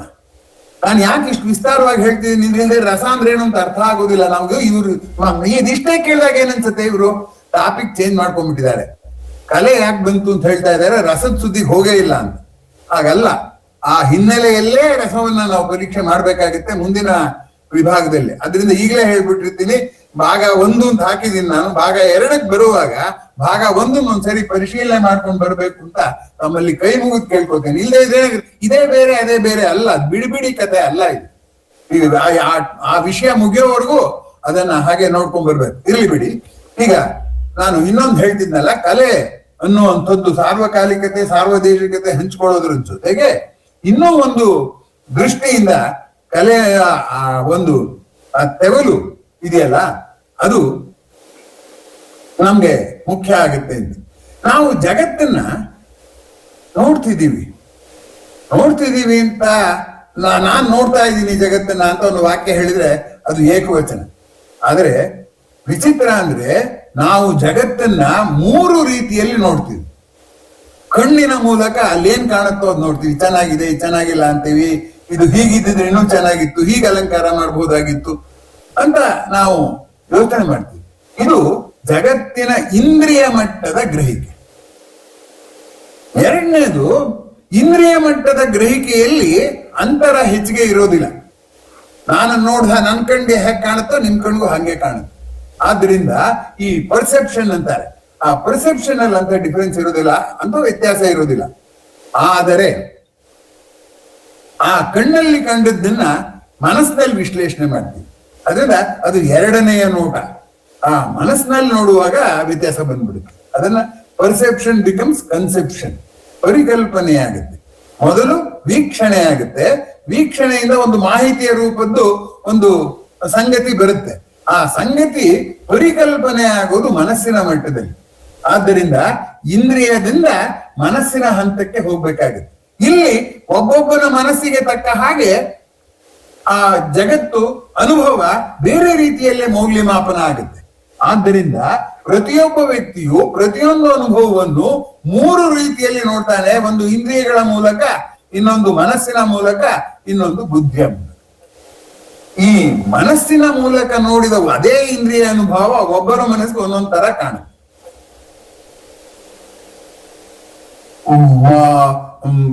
ಕ್ಷೀರ ಸಮುದ್ರ ಕಡ್ದಾಗ ಇದು ಚಂದ್ರ ಹುಟ್ಟಿತ್ತಾನೆ, ಹಾಗೆ ಮೊಸರು ಕಡ್ದಾಗ ಬೆಣ್ಣೆ ಬಂದಿದ್ರಿಂದ ಕ್ಷೀರ ಸಮುದ್ರದ ಬೆಳ್ಳಿಗಳನ್ನ ಕಡ್ದಾಗ ಚಂದ್ರ ಬಂದಿರ್ಬೋದು ಅಂತ ಒಬ್ರಿಗೆ ಅನ್ಸಿದ್ರೆ, ಯಾರು ಕೊಟ್ಟರೋ ಬಾನಿಗೊಂದು ಬಂಗಾರದ ಮೆಡುಲು ಅಂತ G.S. ಶಿವರುದ್ರಪ್ಪನವ್ರು ಬರೀತಾರೆ. ಯಾಕೆಂದ್ರೆ ಚಂದ್ರ ಹುಣ್ಣಿಮೆ ಚಂದ್ರ ಹುಟ್ಟುವಾಗ ಚಿನ್ನದ ಬಣ್ಣ ಕಾಣ್ತಾನೆ. ಅವರು ಶಿಕ್ಷಣ ತಜ್ಞರು, ಅವ್ರು ಬಂಗಾರದ ಮೆಡಲು ಕೊಟ್ಟು ಬಂಗಾರದ ಮೆಡಲು ಪಡೆದು ರೂಢಿಯ ವ್ಯವಹಾರದಲ್ಲಿರೋರು, ಅವ್ರಿಗೆ ಬಂಗಾರದ ಮೆಡಲು ತರ ಕಾಣುತ್ತೆ. ಅದೇ ರಕ್ತಾಕ್ಷಿ ನಾಟಕದಲ್ಲಿ ಗಗನ ಸ್ಮಶಾನದಲ್ಲಿ ಪ್ರಜ್ವಲಿಪ ಚಿತೆಯೇ ಓ ಚಂದ್ರ ಅಂತ ಹೇಳ್ತಾಳ ಅದರಲ್ಲಿ ಆ ನಾಯಕಿ. ಅವಳಿಗೆ ಈ ಜೀವನದಲ್ಲಿ ಎಲ್ಲ ಹತಾಶೆ ಆಗ್ಬಿಟ್ಟಿರುತ್ತೆ. ಆ ಚಂದ್ರ ಹೇಗೆ ಕಾಣ್ತಾನೆ ಅಂದ್ರೆ ಗಗನ ಸ್ಮಶಾನದಲ್ಲಿ ಪ್ರಜ್ವಲಿಪ ಚಿತೆಯ ಹಾಗೆ ಕಾಣ್ತಾನೆ. ಇಲ್ಲಿ perception is same, sorry observation is same, but perception is different. ಹಾಗೆ ಇನ್ನು ಬುದ್ಧಿಯಲ್ಲಿ ವಿಶ್ಲೇಷಣೆ ಮಾಡಿದಾಗ ಅದು ಇನ್ನೊಂದು ಪ್ರಪಂಚ. ಆ ದೃಷ್ಟಿಯಿಂದ ನಾವು ಕಾವ್ಯವನ್ನು ಕೂಡ ಈ 3 ದೃಷ್ಟಿಯಿಂದ ನೋಡ್ಬೇಕಾಗುತ್ತೆ. ಕೆಲವು ಕಾವ್ಯಗಳು ವಿವರಣಾತ್ಮಕ ಕಾವ್ಯಗಳು, ಅಂದ್ರೆ ಇಂದ್ರಿಯದಲ್ಲಿ ಕಂಡದ್ದ ಸೂಕ್ಷ್ಮವನ್ನು ಬೇರೆಯವ್ರು ಕಾಣಿ, ಅದರಲ್ಲೂ ವ್ಯತ್ಯಾಸ ಇರುತ್ತೆ. ನಾನೇನ್ ಗಮನಿಸ್ತೇನೆ ನೀವೇನ್ ಗಮನಿಸ್ತೇನೆ ಅನ್ನುವಂಥದ್ದು. ಆ ಕಣ್ ಚುರುಕಿರ್ಬೇಕು, ನಮ್ಮ ಮನಸ್ಸು ಸ್ಥಿಮಿತದಲ್ಲಿರ್ಬೇಕು. ಹಾಗಾಗಿ ಆದ್ದರಿಂದ ಇಂದ್ರಿಯ ಮಟ್ಟದ ವಿವರಣೆಯ ಕಾವ್ಯಗಳು ಇದೆಯಲ್ಲ, ಪ್ರಕೃತಿಯನ್ನ ಒಂದು ಗುಲಾಬಿ ಹೂ ನೋಡೇ ಒಂದು ಕಾವ್ಯ ಬರೀತಿರ್ಬೋದು, ಹಂಗೆ ಅಂಥದ್ದು ಒಂದು ರೀತಿಯ ಕಾವ್ಯಗಳು.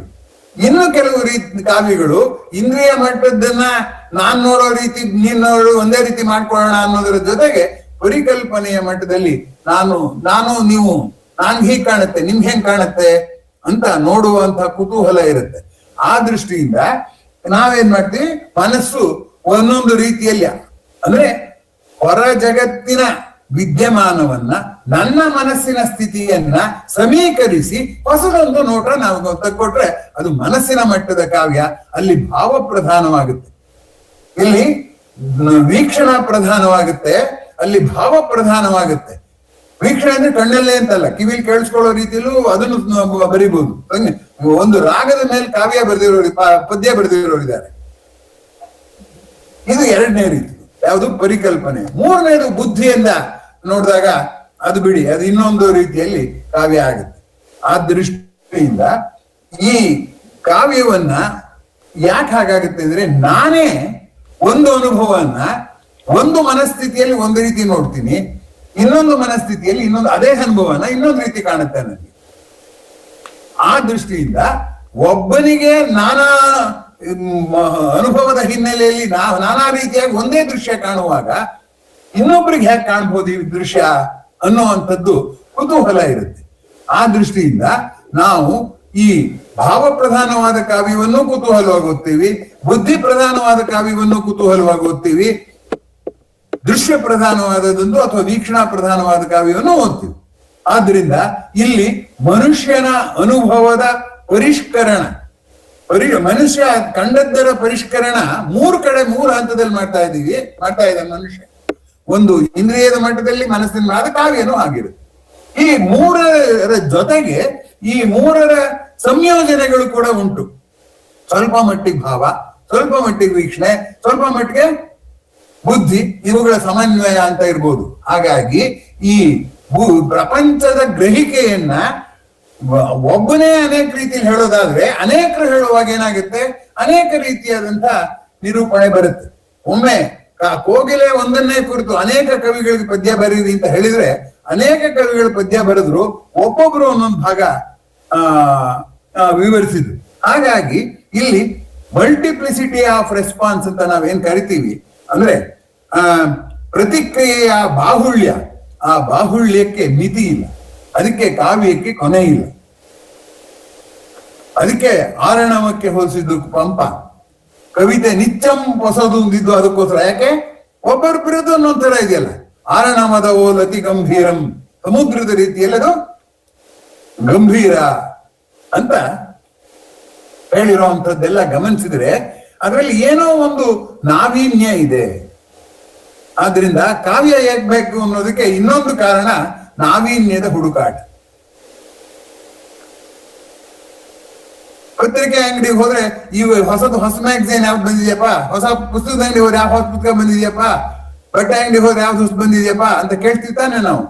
ನಮಗೆ ಎಷ್ಟು ಹೊಸದನ್ನು ಬಳಕೆ ಮಾಡಿದ್ರು ಇನ್ನೊಂದು ಹೊಸದನ್ನು ನೋಡುವ ಬಯಕೆ ಹೋಗೋದಿಲ್ಲ. ಆ ದೃಷ್ಟಿಯಿಂದ ಎಲ್ಲ ಕಾಲಕ್ಕೂ ಹೊಸತನವನ್ನ ನಾವು ನೋಡುವಂಥದ್ದು. ಸಾಹಿತ್ಯ ಇರ್ಲಿ, ಸಾಹಿತ್ಯ ವಿಮರ್ಶೆ, ಒಂದೇ ಪದ್ಯನ 4 ಜನ ವಿಮರ್ಶೆ ಮಾಡುವಾಗ ಯಾವ್ಯಾವುದಕ್ಕೋ ಅಡಿಗೆರೆ ಹಾಕ್ತಾರೆ. ಹಾಗಾಗಿ ಅದಕ್ಕೆ ಅವನು ಪಂಪ ನಿಚ್ಚಂ ಹೊಸದು ಅಂತದನ್ನ. ಹೊಸತರ ಹಂಬಲವೂ ಕೂಡ ಕಾವ್ಯದ ಬೇರು ಅಥವಾ ಕಲೆಯ ಬೇರು, ಕಾವ್ಯದ ಅಂತ ಹೇಳ್ಬೇಕು. ಎಲ್ಲ ಕಲೆಗಳಿಗೂ ಅದನ್ನ ಅನ್ವಯ ಆಗುತ್ತೆ. ನಾನು ಇಷ್ಟೊತ್ತು ಹೇಳಿದ್ದು ಅಷ್ಟೇ, ಪ್ರತಿಯೊಂದು ಕಲೆಯನ್ನ ಹುಟ್ಟಿಸುವ ಈ ಅಂಶಗಳಿವೆಲ್ಲವೂ ಕೂಡ ಯಾವ್ಯಾವ್ದು ಹೇಗೆ ಕೆಲಸ ಮಾಡುತ್ತೆ ಅಂತ ಯಾರಿಗೂ ಗೊತ್ತಿಲ್ಲ, ಬರೆದವ್ರಿಗೆ ಗೊತ್ತಿರೋದಿಲ್ಲ. ಅನೇಕ ವೇಳೆ ನಾನು ಬರವಣಿಗೆ ಮಾಡುವಾಗ, ಪ್ರಬಂಧ ಬರೆಯಕ್ ಶುರು ಮಾಡುವಾಗ ಒಂದು ಶೀರ್ಷಿಕೆ ಅನ್ಕೊಂತೀನಿ, ಆದ್ರೆ ಶೀರ್ಷಿಕೆ ಬರೆಯೋದಿಲ್ಲ ನಾನು. ಯಾಕೆಂದ್ರೆ ಪೂರ್ತಿ ಬರೆದಾದ್ಮೇಲೆ ಅದಕ್ಕಿಂತ ಉತ್ತಮವಾದ ಶೀರ್ಷಿಕೆ ಹೊಳೆಯುತ್ತೆ. ಹಾಗಾಗಿ ಆತ್ಮೀಯರೇ, ಈ ಕಾವ್ಯದ ಆಕರ್ಷಣೆ ಇದೆಯಲ್ಲ ತುಂಬಾ ದೊಡ್ಡದು, ಕಲೆಯ ಆಕರ್ಷಣೆ ಇದೆಯಲ್ಲ ಅದು ತುಂಬಾ ದೊಡ್ಡದು. ಇನ್ನೊಂದು ಕಾರಣ ಹೇಳಿ ನಾನು ಕಲೆಯಿಂದ ರಸದ ಕಡೆಗೆ ಹೋಗೋದಕ್ಕೆ ಪ್ರಯತ್ನ ಪಡ್ತೇನೆ. ಕಲೆ ಕಂಡದ್ದಕ್ಕಿನ್ನ, ಎಲ್ಲರೂ ಸಾಮಾನ್ಯವಾಗಿ ಕಂಡದ್ದಕ್ಕಿನ್ನ ಭಿನ್ನವಾಗಿ ನೋಡ್ಬೇಕು ಅಂತ ಅನ್ನುವಂಥದ್ದು ಇದೆಯಲ್ಲ, ಅದನ್ನ ಕ್ರಿಯೇಟಿವಿಟಿ ಅಂತ ಕರೀತಾರೆ, ಸೃಜನಶೀಲತೆ ಅಂತ ಕರೀತಾರೆ. ಆದ್ದರಿಂದ ಬರೇ ಸೃಜನಶೀಲತೆ ಅನ್ನೋದು ಬರೀ ಬುದ್ಧಿವಂತಿಕೆ ಅಲ್ಲ, ತುಂಬಾ ಮಾಹಿತಿ ಸಂಗ್ರಹ ಅಲ್ಲ. ಅದು ಆ ಮಾಹಿತಿ ಸಂಗ್ರಹದಲ್ಲಿ ವಿನ್ಯಾಸ ಕಂಡುಕೊಳ್ಳುವಂಥದ್ದು.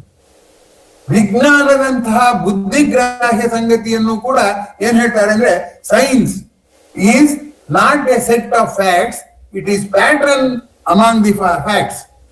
Mathematics is not study of numbers are quantity, it is pattern behind numbers ಅಂತ ಹೇಳ್ತಾರೆ. ಹಾಗಾಗಿ ಈ ವಿನ್ಯಾಸ ಹುಡುಕುವಂತ ಒಂದು ಆಟ ಇದೆಯಲ್ಲ, ಅದು ಕ್ರಿಯೇಟಿವಿಟಿ. ಆ ಕ್ರಿಯೇಟಿವಿಟಿಯು ನಮ್ಮ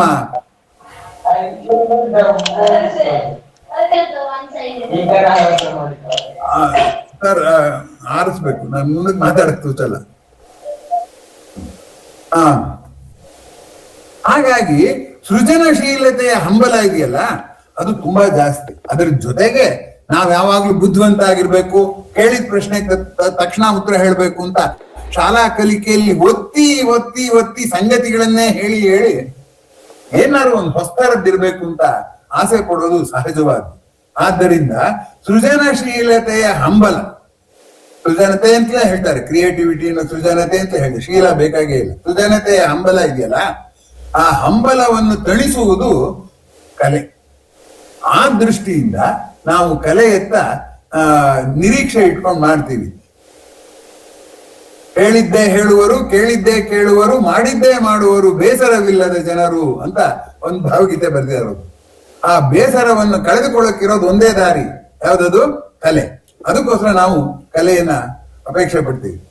ಇನ್ನೂ ಹೇಳ್ಬೇಕು ಅಂತಾದ್ರೆ ಆವೇಶ ಇದೆಯಲ್ಲ ನಮ್ಗೆ, ಆ ಆವೇಶನ ಏನಂದ್ರೆ ಆವೇಶವೂ ಇರಲ್ಲ. ಬೆಳಗ್ಗೆಯಿಂದ ಸಾಯಂಕಾಲ ತನಕ ಮಾಡೋ ಕೆಲಸದಲ್ಲಿ ಯಾಂತ್ರಿಕವಾಗಿ ಯಂತ್ರದ ರೀತಿಯಲ್ಲಿ ಮಾಡ್ಕೊಂಡು ಹೋಗ್ತೀವಿ. ಆಗ ನಾವು ಕಲೆನೂ ಕೂಡ ಕೇಳೋದಿಲ್ಲ, ಸದ್ಯ ಆವೇಶ ಬಂದ್ರು ಸಾಕು ಅಂತ ಅನ್ಕೋತೀವಿ. ಅದನ್ನೇ ನಮ್ಮ ಸಹೋದ್ಯೋಗಿಗಳು ಆದಂತ ಶ್ರೇಷ್ಠ ಕವಿಗಳು ಆದಂತ ನಿಸಾರ್ ಅಹಮದ್ ಅವರು ಒಂದು ಸಾಲ್ ಬರೀತಾರೆ, ನಾದವಿರದ ಬದುಕೆ ಉನ್ಮಾದ ಕೋರಬೇಡ. ನೋಡಿ, ಬದುಕು ನಾದವಿರದ್ದು ಅನ್ನುವಂತ ಅತೃಪ್ತಿ ಹೇಗಿದೆ, ಅದು ಉನ್ಮಾದ ಕೋರಬೇಡ ಅಂತ ಹೇಳುತ್ತೆ. ಉನ್ಮಾದಕ್ಕೆ ಯಾಕೆ ಆಸೆ ಪಡ್ತೀಯ? ಉನ್ಮಾದ ಇಲ್ಲ ಜೀವನದಲ್ಲಿ. ಅದೇನ್ ಜೀವನ ಬರೀ ನೀರಸವಾದ್ದೆ. ನಾವು ಸಿನಿಮಾದಲ್ಲಿ ಕಲರ್ಫುಲ್ ಆಗಿ ತೋರಿಸ್ತೀವಿ ಅಷ್ಟೇ. ನೋಡಿ, ಪ್ರಕೃತಿಯಲ್ಲಿ ಯಾವ್ದು ಕಡು ಬಣ್ಣ ಇಲ್ಲ. ಎಲ್ಲ ಹೂವನ್ ಪಕಳೆಗಳು ಬಿಟ್ಬಿಟ್ರೆ ಮಣ್ಣು ನೀರು ಯಾವ್ದಕ್ಕೂ ಅಷ್ಟೊಂದು ಕಟುವಾದಂತ ಬಣ್ಣ ಇಲ್ವೇ ಇಲ್ಲ. ಹಾಗಾಗಿ ಕಡುವಾದ ಬಣ್ಣ ಇಲ್ಲ. ಹಾಗಾಗಿ ನಾದವಿರದ ಬದುಕೆ ಉನ್ಮಾದ ಕೋರಬೇಡ. ಹೊಸ್ದು ಹೋಗಿರೋದು ಎಷ್ಟಪ್ಪ ಅಂದ್ರೆ ಅದನ್ನ ಅಡುಗೆ ಮಾಡಿ ರಸ ಮಾಡ್ಕೊಡ್ದಿದ್ರು ಬೇಡ, ಏನೋ ಒಂದು ಹಾಕತ್ಲ ತಿನ್ಬಿಡ್ತೀನಿ, ಹೊಟ್ಟೆ ಹಸ್ದು ಹೋಗಿದೆ ನನಗೆ ಅನ್ನುವ ಹಂತದಲ್ಲಿ ನಮ್ಮ ಜೀವನ ಇದೆ. ಈಚೆಗೆ ಜೀವನ ರಭಸವಾಗಿರುವಾಗ ಇದರ ದಾಹ ಇನ್ನೂ ಹೆಚ್ಚಾಗುತ್ತೆ. ಆದ್ರಿಂದ ಒಂದಂಶ ಗಮನಿಸಿ, ಜೀವನ ರಭಸಮಯವಾದಾಗಿನಿಂದ ಈಚೆಗೆ ಆವೇಶಮಯ ಚಲನಚಿತ್ರಗಳು ಜಾಸ್ತಿ ಬರ್ತವೆ. ಸೂಪರ್ ಹ್ಯೂಮನ್ ಅಂದ್ರೆ ಅತಿಮಾನುಷ, ಅತಿಮಾನುಷ ಅಮಾನುಷನೂ ಆಗ್ತಾನೆ. ಅಮಾನುಷ ಅಂದ್ರೆ ಇನ್ಹ್ಯೂಮನ್, ಅತಿಮಾನುಷ ಅಂದ್ರೆ ಸೂಪರ್ ಹ್ಯೂಮನ್. ಸೂಪರ್ ಹ್ಯೂಮನ್ನು, ಅತಿಮಾನುಷ, ಅಮಾನುಷ ಪಾತ್ರಗಳ ಕಥೆ ಇದನ್ನ ಎಂತದ್ದು ಪಾತ್ರಗಳನ್ನ ಕಲ್ಪಿಸುವಂತಹ ಚಲನಚಿತ್ರಗಳು ಜಾಸ್ತಿ ಬರ್ತಾ ಇದೆ. ಯಾಕೆಂದ್ರೆ ಅದನ್ನ ರಸ ಮಾಡೋಷ್ಟು ಮಾಡೋರ್ಗೂ ಬಿಡುವಿಲ್ಲ, ನೋಡೋರ್ಗೂ ಬಿಡುವಿಲ್ಲ. ಹಾಗಾಗಿ ಚಲನಚಿತ್ರಗಳಲ್ಲಿ ಆವೇಶನೇ ಹಸಿಸಿ ಆಗ್ತಿಂತೀವಿ. ಅದ್ ಹೇಗಪ್ಪ ಅಂದ್ರೆ ಅವಲಕ್ಕಿ ಭತ್ತನ ಅವಲಕ್ಕಿ ಮಾಡ್ಬಿಟ್ಟು ಕೇರ್ಬಿಟ್ಟು ಹೊಟ್ಟೆಲ್ಲ ತೆಗೆದು ನೆನೆಸಿ ಕಾಯಿ ಬೆಲ್ಲ ಹಾಕೊಂಡು ಅಥವಾ ಒಗ್ಗರಣೆ ಮಾಡ್ಕೊಂಡು ತಿನ್ಬೇಕು. ಅಷ್ಟ್ ಸಮಯ ಇಲ್ಲ ನಮ್ಗೀಗ. ಆದ್ರೆ ಏನ್ ಮಾಡ್ತೀವಿ, ಹಾಗೆ ತಿನ್ನೋಕ್ ಹೋಗ್ತೀವಿ. ಆಗ ಆ ದಿಕ್ಕಲ್ಲಿ ನಾವು ಹೋಗ್ತಾ ಇದ್ದೀವಿ ಅನ್ನೋ ದೃಷ್ಟಿಯಿಂದ ಕೂಡ ಈಗ ರಸದ ಅಧ್ಯಯನ ಮಹತ್ವದ್ದಾಗುತ್ತೆ. ಸೃಜನಶೀಲತೆಯ 3 ಲಕ್ಷಣಗಳು ಮುಖ್ಯವಾಗಿ quick response, unique response and multiple response ಅಂತ. ಈ 3 ಕೂಡ ಕಾವ್ಯದಲ್ಲಿ ನಾವು ಕಾಣಬಹುದು. ಆ ಕ್ವಿಕ್ ರೆಸ್ಪಾನ್ಸ್ ಕಾಣುತ್ತೆ. ಕೆಲವು ಸರಿ ನಾವು 2 ಪಾತ್ರಗಳು ನಾಟಕದಲ್ಲಿ ಭಾಷಣ ಮಾತಾಡ್ತಿರುತ್ತೆ ಅಂತ ಇಟ್ಕೊಳ್ಳೋಣ, ಆ ಪಾತ್ರ ಹೀಗೆ ಮಾತಾಡ್ಬೋದು ಅಂತ ಅನುಭವ ಮಾಡಿರ್ತೀನಿ. ಅದಕ್ಕಿನ್ನ ಆಕರ್ಷಕವಾಗಿ ಮಿಂಚಿನ ಹಾಗೆ ಮಾತಾಡುತ್ತೆ ಆ ಪಾತ್ರ. ಕೈಲಾಸಂ ನಾಟಕಗಳನ್ನ ತಗೊಳ್ಳಿ, ಎಲ್ಲ ಪಾತ್ರಗಳು ಕೂಡ ಯಾವುದೇ ಮಾತನ್ನ ಹಾಸ್ಯವಾಗಿ ಪರಿವರ್ತಿಸುತ್ತೆ ಅಥವಾ ಗಹನವಾದಂತ ಸೂಚನೆಯನ್ನು ಕೊಡೋ ಹಾಗೆ ಮಾತಾಡುತ್ತೆ. ಅಲ್ಲಿ ಮಾತಾಡಿದ ಆ ಪಾತ್ರಗಳೆಲ್ಲ ಕವಿನೇ. ಹಾಗಾಗಿ ಅದು ಹಾಗಾಗುತ್ತೆ ಅಂತ. ಅದರಿಂದ ಈ ಸೃಜನಶೀಲತೆಯ ಹಂಬಲ ಇದೆಯಲ್ಲ, ಅದು ಕಾವ್ಯಕ್ಕೆ ಆಕರ್ಷಣೆಯನ್ನು ತಂದುಕೊಡುವ ಬಣ್ಣ ಅಂತ ನಾನು ಭಾವಿಸ್ಕೊಂಡಿದ್ದೀನಿ. ಇಷ್ಟೆಲ್ಲಾ ಗುಣಗಳು ಕಾವ್ಯಗಳಿಗಿದ್ರು ಕೂಡ ಹಾಗಾದ್ರೆ ಪ್ಲೇಟೋ ಯಾಕೆ ಹೇಳ್ದ ಕವಿಗಳನ್ನೆಲ್ಲ ಕವಿಗಳನ್ನ ಗೌರವಿಸಿ ಆದ್ರೆ ಕಾವ್ಯನ ಓದೋಕ್ ಹೋಗಬೇಡಿ ಅಂತ ಯಾಕೆ ಹೇಳ್ದ ಅಂದ್ರೆ, ಪ್ಲೇಟೋ ಅಭಿಪ್ರಾಯದಲ್ಲಿ ನಾವು ಓದಿದ್ರೆ, ಸಾಹಿತ್ಯ ಓದಿದ್ರೆ ಅಲ್ಲಿ ನಾಯಕನು ಇರ್ತಾನೆ, ಖಳನಾಯಕನು ಇರ್ತಾನೆ. ಓದ್ದೋನು ನಾಯಕನ ಅನುಸರಿಸ್ತಾನೋ ಖಳನಾಯಕನ ಅನುಸರಿಸ್ತಾನೋ ಗೊತ್ತಿಲ್ಲ. ಯಾರಿಂದ ಏನ್ ಪಾಠ ಕಲ್ತ್ಕೋತಾನೋ ಗೊತ್ತಿಲ್ಲ. ಆದ್ರಿಂದ ಇದೊಂಥರ ಗ್ಯಾಂಬ್ಲಿಂಗ್, ಇದು ಜೂಜಾಟ. ನಾನು ರಾಮನಾಗೆ ಆಗ್ಲಿ ಅಂತ ನಾನ್ ಕತೆ ಹೇಳಿದ್ರೆ ಅವ್ನು ರಾವಣನಾಗದ್ ಕಲ್ತ್ಕೊಂಡ್ರೆ ಈ ತಾಪತ್ರೆ ಇರುತ್ತೆ. ಅದಕ್ಕೆ ಈ ಕಾವ್ಯಗಳು ತುಂಬಾ ಸಂವೇದನಶೀಲತೆಯನ್ನು ಹೆಚ್ಚುತ್ತೆ. ಆದ್ರೆ ಜೀವನದಲ್ಲಿ ಆ ಸಂವೇದನಶೀಲತೆ ಇನ್ನೆಲ್ಲಿ ಕರ್ಕೊಂಡು ಹೋಗುತ್ತೋ ಅದಕ್ಕೆ ಬೇಡ ಅಂತ ಹೇಳ್ತಾನೆ. ಹಾಗಾಗಿ ಕಾವ್ಯವನ್ನ ಬೇಡ. ಆದ್ರೆ ಅವನ ಶಿಷ್ಯನೇ ಅರಿಸ್ಟಾಟ್ಲೇನೆ ಇಲ್ಲ ಕಾವ್ಯ ಇರಬೇಕು, ಆ ಖಳನಾಯಕನ ಪಾತ್ರದಲ್ಲೂ ಕೂಡ ನಾನು ಕೆಟ್ಟದಾಗ ನಡ್ಕೊಂಡ್ರೆ ಹೆಂಗಿರುತ್ತೆ ಅನ್ನೋದನ್ನ ಅವನೇ ಅಭಿನಯಿಸಿ ತೋರಿಸೋದ್ರಿಂದ ಅದು ನಕಾರಾತ್ಮಕವಾದ ಪ್ರಭಾವ ಬೀರೋದಿಲ್ಲ, ಸಕಾರಾತ್ಮಕವಾದ ಪ್ರಭಾವನೆ ಬೀರುತ್ತೆ ಅಂತ ಕೆಥಾರ್ಸಿಸ್ ಅನ್ನೋ ಪದ ಹೇಳ್ತಾನೆ. ಹೀಗಾಗಿ ಇದು ಯಾವಾಗ್ಲೂ ಪಂಡಿತರ ಕೈಗೆ ಯಾವ ವಿಷಯನಾರು ಕೊಡಿ ಅವರು ಚರ್ಚೆ ಮಾಡೋದೆ. ಅನುಮಾನಕ್ಕೆ ಇನ್ನೊಂದು ಹೆಸರು ಪಂಡಿತ ಅಂತ ಎಸ್ ವಿ ಪರಮೇಶ್ವರ್ ಭಟ್ರು ಒಂದು ಪದ್ಯದಲ್ಲಿ ಹೇಳಿದ್ದಾರೆ. ಹಾಗಾಗಿ ಈ ನಾವು ಅನುಮಾನಗಳನ್ನ ಸೃಷ್ಟಿ ಮಾಡ್ಕೊಂಡು ಪರಿಹಾರ ಮಾಡ್ಕೊಂಡ್ರೆ ಪಂಡಿತರಿಗೆ ಸಮಾಧಾನ ಆಗುತ್ತೆ. ಹಾಗಾಗಿ ಕಾವ್ಯ ಇರಬೇಕೇ ಬೇಡವೆ ಅನ್ನುವಂಥದ್ದು ಇದೆಯಲ್ಲ, ಅದು ತುಂಬಾ ಮುಖ್ಯವಾದ್ದು ಅಂತ. ಅದ್ರ ಜೊತೆಗೆ ಒಬ್ಬ ಕವಿಗೆ ಒಂದು ಸದಭಿರುಚಿ ಹೇಗ್ ಸೃಷ್ಟಿ ಆಗ್ಬೇಕು, ಅವನ ಮನಸ್ಸಲ್ಲಿ ಸೃಷ್ಟಿ ಆಗುತ್ತೋ ಅಥವಾ ಸಮಾಜದಲ್ಲಿ ಸೃಷ್ಟಿ ಆಗುತ್ತೋ ಅನ್ನೋದು ತುಂಬಾ ಮುಖ್ಯ. ಸಮಾಜದ ಜನ ಯಾವುದನ್ನು ಪ್ರೋತ್ಸಾಹ ಕೊಡ್ತಾರೋ ಅಂಥದನ್ನ ಕವಿ ಸಮಾಜದ ಜನರ ಸಲುವಾಗಿ ರಚಿಸುವಂಥದ್ದು ಕಲೆ ಅಥವಾ ಕಾವ್ಯ ಅಂತ ನಾವು ಹೇಳ್ಬೋದು. ಹಾಗಾಗಿ ಆತ್ಮೀಯರೇ, ಈಗ ಇಲ್ಲಿಯವರೆಗೆ ಕಾವ್ಯದ ಒಂದು ಹಿನ್ನೆಲೆಯನ್ನ ನಾನು ಸಂಕ್ಷೇಪವಾಗಿ ತಮ್ಮೊಂದಿಗೆ ಚರ್ಚೆ ಮಾಡಿದ್ದೇನೆ. ಈ ಹಿನ್ನೆಲೆಯಲ್ಲಿ ಈಗ ನನ್ನ ಮುಂದೆ ಇರುವಂತಹ ಪ್ರಶ್ನೆ ಅಂದ್ರೆ, ಕಲೆ ಅನ್ನೋದಕ್ಕೆ ನಾವು ಯಾಕೆ ಹಂಬಲಿಸ್ತೀವಿ ಅನ್ನೋ ಪ್ರಶ್ನೆಗೆ ನಾನು ಇದುವರೆಗೂ ಉತ್ತರ ಹೇಳಿದ್ದೀನಿ, ಇಟ್ಕೊಂಡಿದ್ದೀನಿ. ಆ ಕಲೆಯನ್ನ ನಾವು ಯಾಕೆ ಕುತೂಹಲದಿಂದ ನೋಡ್ತೀವಿ ಅನ್ನೋದು ಹೇಳಿದ್ದೀನಿ. ಆ ಕಲೆಯ ಚಟ ಹೋಗೋದಿಲ್ಲ ಅನ್ನೋದನ್ನು ಹೇಳಿದ್ದೀನಿ. ಆದ್ರೆ ಕಲೆಯ ಸ್ವರೂಪ ಕಾಲದಿಂದ ಕಾಲಕ್ಕೆ ಬದಲಾಗುತ್ತೆ ಅನ್ನುವಂಥದ್ದು ಹೇಳಿದ್ದೇನೆ. ಕಲೆ ಯಾಕೆ ಬದಲಾಗುತ್ತೆ ಅನ್ನುವಂಥದ್ದು ನಮ್ಮ ಅಭಿರುಚಿಯ ಮೇಲೆ ಅವಲಂಬಿಸಿರುತ್ತೆ ಅಂತ. ನೋಡಿ, ಮುಂಚೆ ಎಲ್ಲ ಮಹಾಕಾವ್ಯಗಳು ಬರಿತಾ ಇದ್ರು. ಈಗ ನಮ್ಗೆ ಚುಟುಕ ಕಾವ್ಯಗಳದಲ್ಲೇ ತುಂಬಾ ಆಸಕ್ತಿ. ಯಾವಾಗ ಜೀವನದ ಹತಾಶೆಗಳಿದೆ ಯಾರತ್ರ ಹೇಳ್ಕೊಳಕ್ಕಾಗಲ್ವೋ, ಈಗ ಬುದ್ಧಿ ಪ್ರಧಾನವಾದಂತಹ ಸಮಾಜದ ವಿಮರ್ಶೆ ಮಾಡುವಂತ ಕಾವ್ಯಗಳೇ ಜಾಸ್ತಿ ಬರ್ತಾ ಇದೆ ಹೊರತು ಪ್ರಕೃತಿಯನ್ನ ನೋಡಿ ಈ ಬೇಜಾರನ್ನ ಮರೆಯೋ ಪ್ರಯತ್ನ ನಾವು ಮಾಡಕ್ ಆಗ್ತಾ ಇಲ್ಲ ರಭಸ ಜೀವನದಲ್ಲಿ, ಅಂತ ಕಾವ್ಯಗಳು ಬರ್ತಾ ಇದೆ. ಹಾಗಾಗಿ ಬೇಂದ್ರೆ ಹೇಳಿದ್ರಲ್ಲ, ಕವಿ ಆದವನಿಗೆ ಏನು ಬೇಕಾ, ಹೂತ ಹುಣಸಿ ಗಿಡ ಸಾಕ ಅಂತ. ರಸ ಸೃಷ್ಟಿಗೆ ಹೂತ ಹುಣಸಿ ಗಿಡ ಸಾಕು, ಆದ್ರೆ ನಮ್ಗಂತ ಕಾವ್ಯ ಬರ್ತಾ ಇಲ್ಲ. ಯಾಕೆಂದ್ರೆ ನಡಿ ಕುಡ್ದು ನಾವು ಅಂದ್ರೇನು, ಕಾವ್ಯದಿಂದ ಕ್ರಾಂತಿಯನ್ನು ಉಂಟು ಮಾಡಿ ಸಾಮಾಜಿಕ ಪರಿವರ್ತನೆ ಉಂಟು ಮಾಡ್ಬೇಕೆ ಅಂತ ಇನ್ನೊಂದು ದೃಷ್ಟಿಕೋನ. ಆದ್ರೆ ಅದು ಸಾಧ್ಯ ಇಲ್ಲ. ಆದ್ರೆ ಇದು ವೈಯಕ್ತಿಕ ಆಸ್ವಾದಕ್ಕೆ ಇರೋದೇ ಹೊರತು ಸಾಮೂಹಿಕವಾದ ಸಂಘಟನೆಗೆ ಕಾವ್ಯ ಅಲ್ಲ ಅಂತನ್ನುವಂಥದ್ದು ನಾವಿಲ್ಲಿ ಗಮನಿಸಬೇಕಾದ್ದು.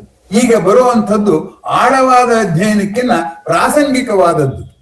ಯುಗಾದಿ ಕವಿಗೋಷ್ಠಿ ಅಂದ್ರೆ ಯುಗಾದಿ ಹಬ್ಬ ಎಲ್ಲರಿಗೂ ಗೊತ್ತಲ್ಲ, ಅದ್ರ ಮೇಲೆ ಒಂದು 15 ಜನ ಕವನ ಬರೀತಾರೆ, ಅದು ಕವಿಗೋಷ್ಠಿ ಆಗುತ್ತೆ.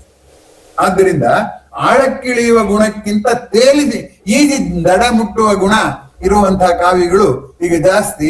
ಗಹನವಾಗಿ ಆಳಕ್ಕಿಳಿಯುವಂತಹ ಪ್ರಯತ್ನಗಳು ಇರುವಂತಹ ಕಾವ್ಯಗಳನ್ನ ಹುಡುಕೊಂಡು ಹೋಗ್ಬೇಕು ನಾವು. ಇಲ್ಲ ಅಂತಲ್ಲ, ಇದೆ, ಹಿಂದೆನೂ ಬರೆದಿದ್ದಾರೆ, ಈಗಲೂ ಬರೆಯೋರು ಇದ್ದಾರೆ. ಆದ್ರೆ ಅದನ್ನು ಹುಡುಕೊಂಡು ಹೋಗ್ಬೇಕಾಗತ್ತೆ. ಆದ್ರೆ ಹುಡುಕೊಂಡು ಹೋಗೋ ಅಭಿರುಚಿಯನ್ನ ನಮ್ಮ ಶಾಲಾ ಕಲಿಕೆ ಸೃಷ್ಟಿ ಮಾಡಿಲ್ಲ ಅನ್ನುವಂಥದ್ದು ಗಮನಿಸಬೇಕಾದ್ದು. ಈ ಕಾವ್ಯದ ಅಭಿರುಚಿಯ ಅವನತಿಗೆ ಇನ್ನೂ ಒಂದು ಮುಖ್ಯವಾದ ಕಾರಣ ಅಂದ್ರೆ ನಮ್ಮ ಶಿಕ್ಷಣ ವ್ಯವಸ್ಥೆ. ಶಿಕ್ಷಣ ವ್ಯವಸ್ಥೆಯಲ್ಲಿ ಭಾಷೆ ಅಂತ ಹೇಳ್ಕೊಡುವಾಗ ಭಾಷೆಯಲ್ಲಿ ಕಾವ್ಯಾತ್ಮಕವಾದಂತಹ ಪದ್ಯಗಳು ಇರುತ್ತೆ, ಬರೇ ನೀರಸವಾದಂತಹ ಗದ್ಯಗಳು ಇರುತ್ತೆ, ಅಥವಾ ಸ್ವಾರಸ್ಯವಾದ ಗದ್ಯಗಳು ಇರುತ್ತೆ.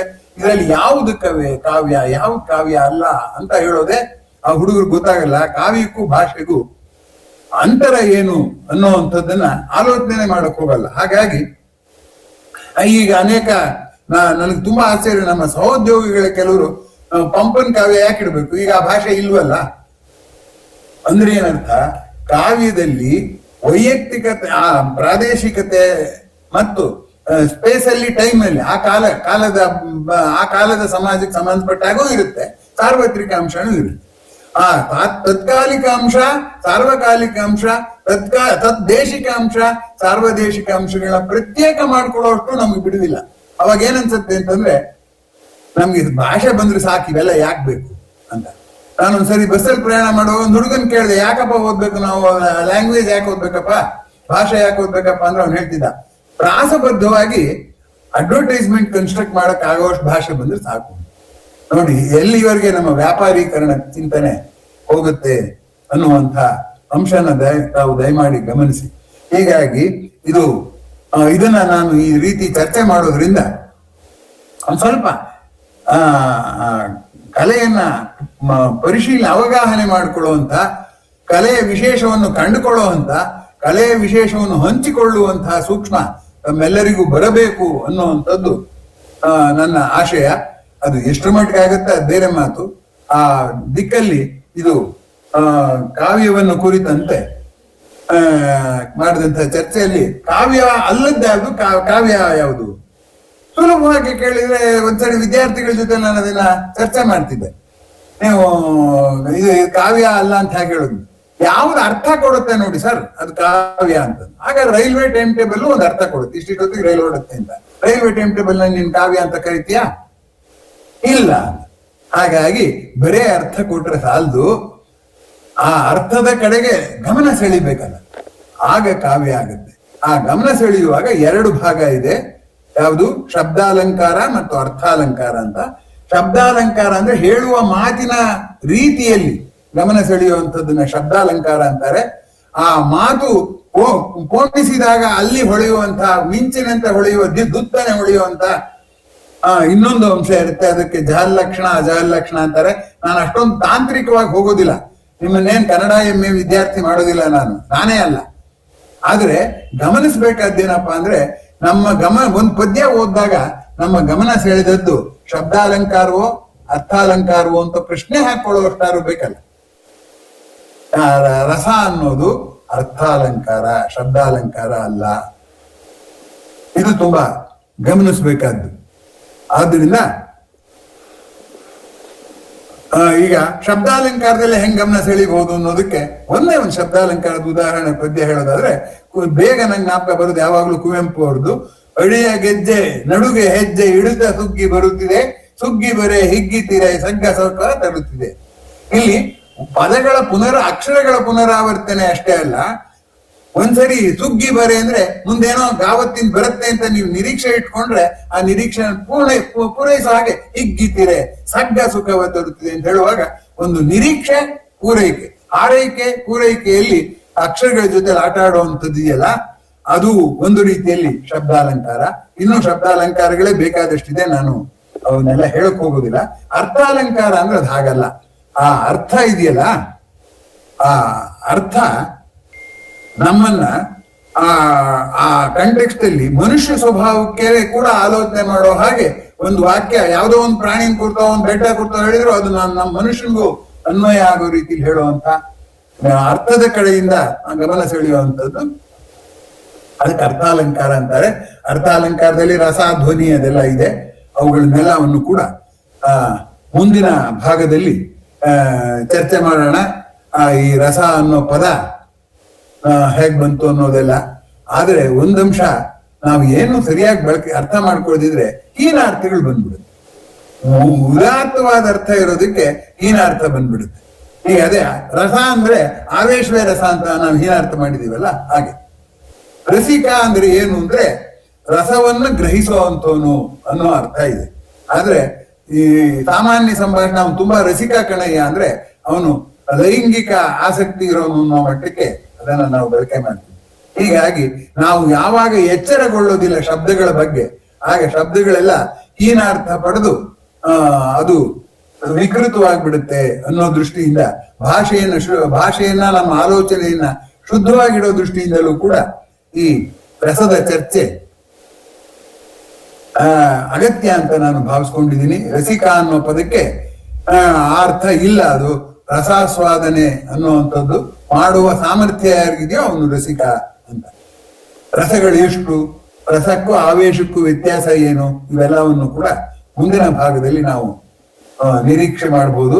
ಯಾಕೆಂದ್ರೆ ಅವುಗಳನ್ನ ಒಂದೊಂದಾಗಿ ನಾನು ಹೇಳ್ತಾ ಈ ರಸಗಳ ಒಂದು ಇದೆಯಲ್ಲ, ಅನುಭವದ ಸಂಸ್ಕರಣ, ಆವೇಶದ ಸಂಸ್ಕರಣ ರಸ, ಒಂದೇ ಸಾಲಲ್ಲಿ ಹೇಳೋದಾದ್ರೆ ಆವೇಶದ ಸಂಸ್ಕರಣ ರಸ. ಆವೇಶ ನಮಗ್ ಬೇಕು, ಆದ್ರೆ ಆವೇಶನೇ ಹಸಿ ಆಗ್ತಿದ್ರೆ ಅದು ಅಪಾಯ.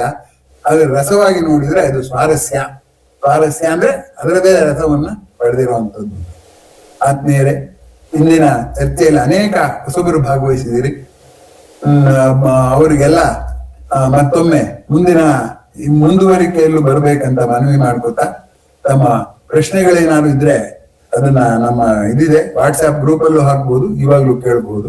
ಈಗ ತಮ್ಮ ಮಾತುಗಳನ್ನ ಕೇಳೋದಕ್ಕೆ ನನಗೆ ಅನುವು ಮಾಡಿಕೊಡ್ಬೇಕು ಅಂತ ಕೇಳ್ಕೊಳ್ತಾ ಈ ಭಾಗ ಮೊದಲನೆಯದನ್ನ ಮುಗಿಸ್ತೇನೆ. ಎಷ್ಟು ಭಾಗಗಳಲ್ಲಿ ಮುಗಿಸ್ತೀನಿ ಅಂತ ನನಗೂ ಗೊತ್ತಿಲ್ಲ, ಮಾಡ್ತಾ ಹೋಗೋಣ.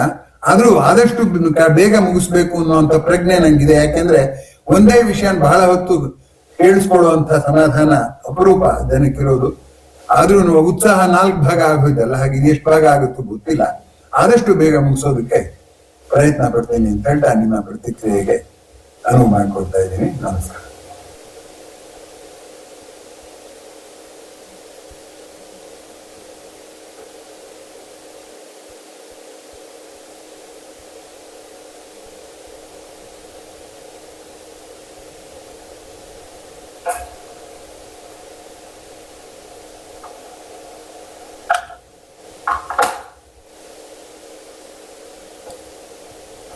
ಪ್ರಶ್ನೆ ಪ್ರತಿಕ್ರಿಯೆ ಎರಡೂ ಇರ್ಬೋದು.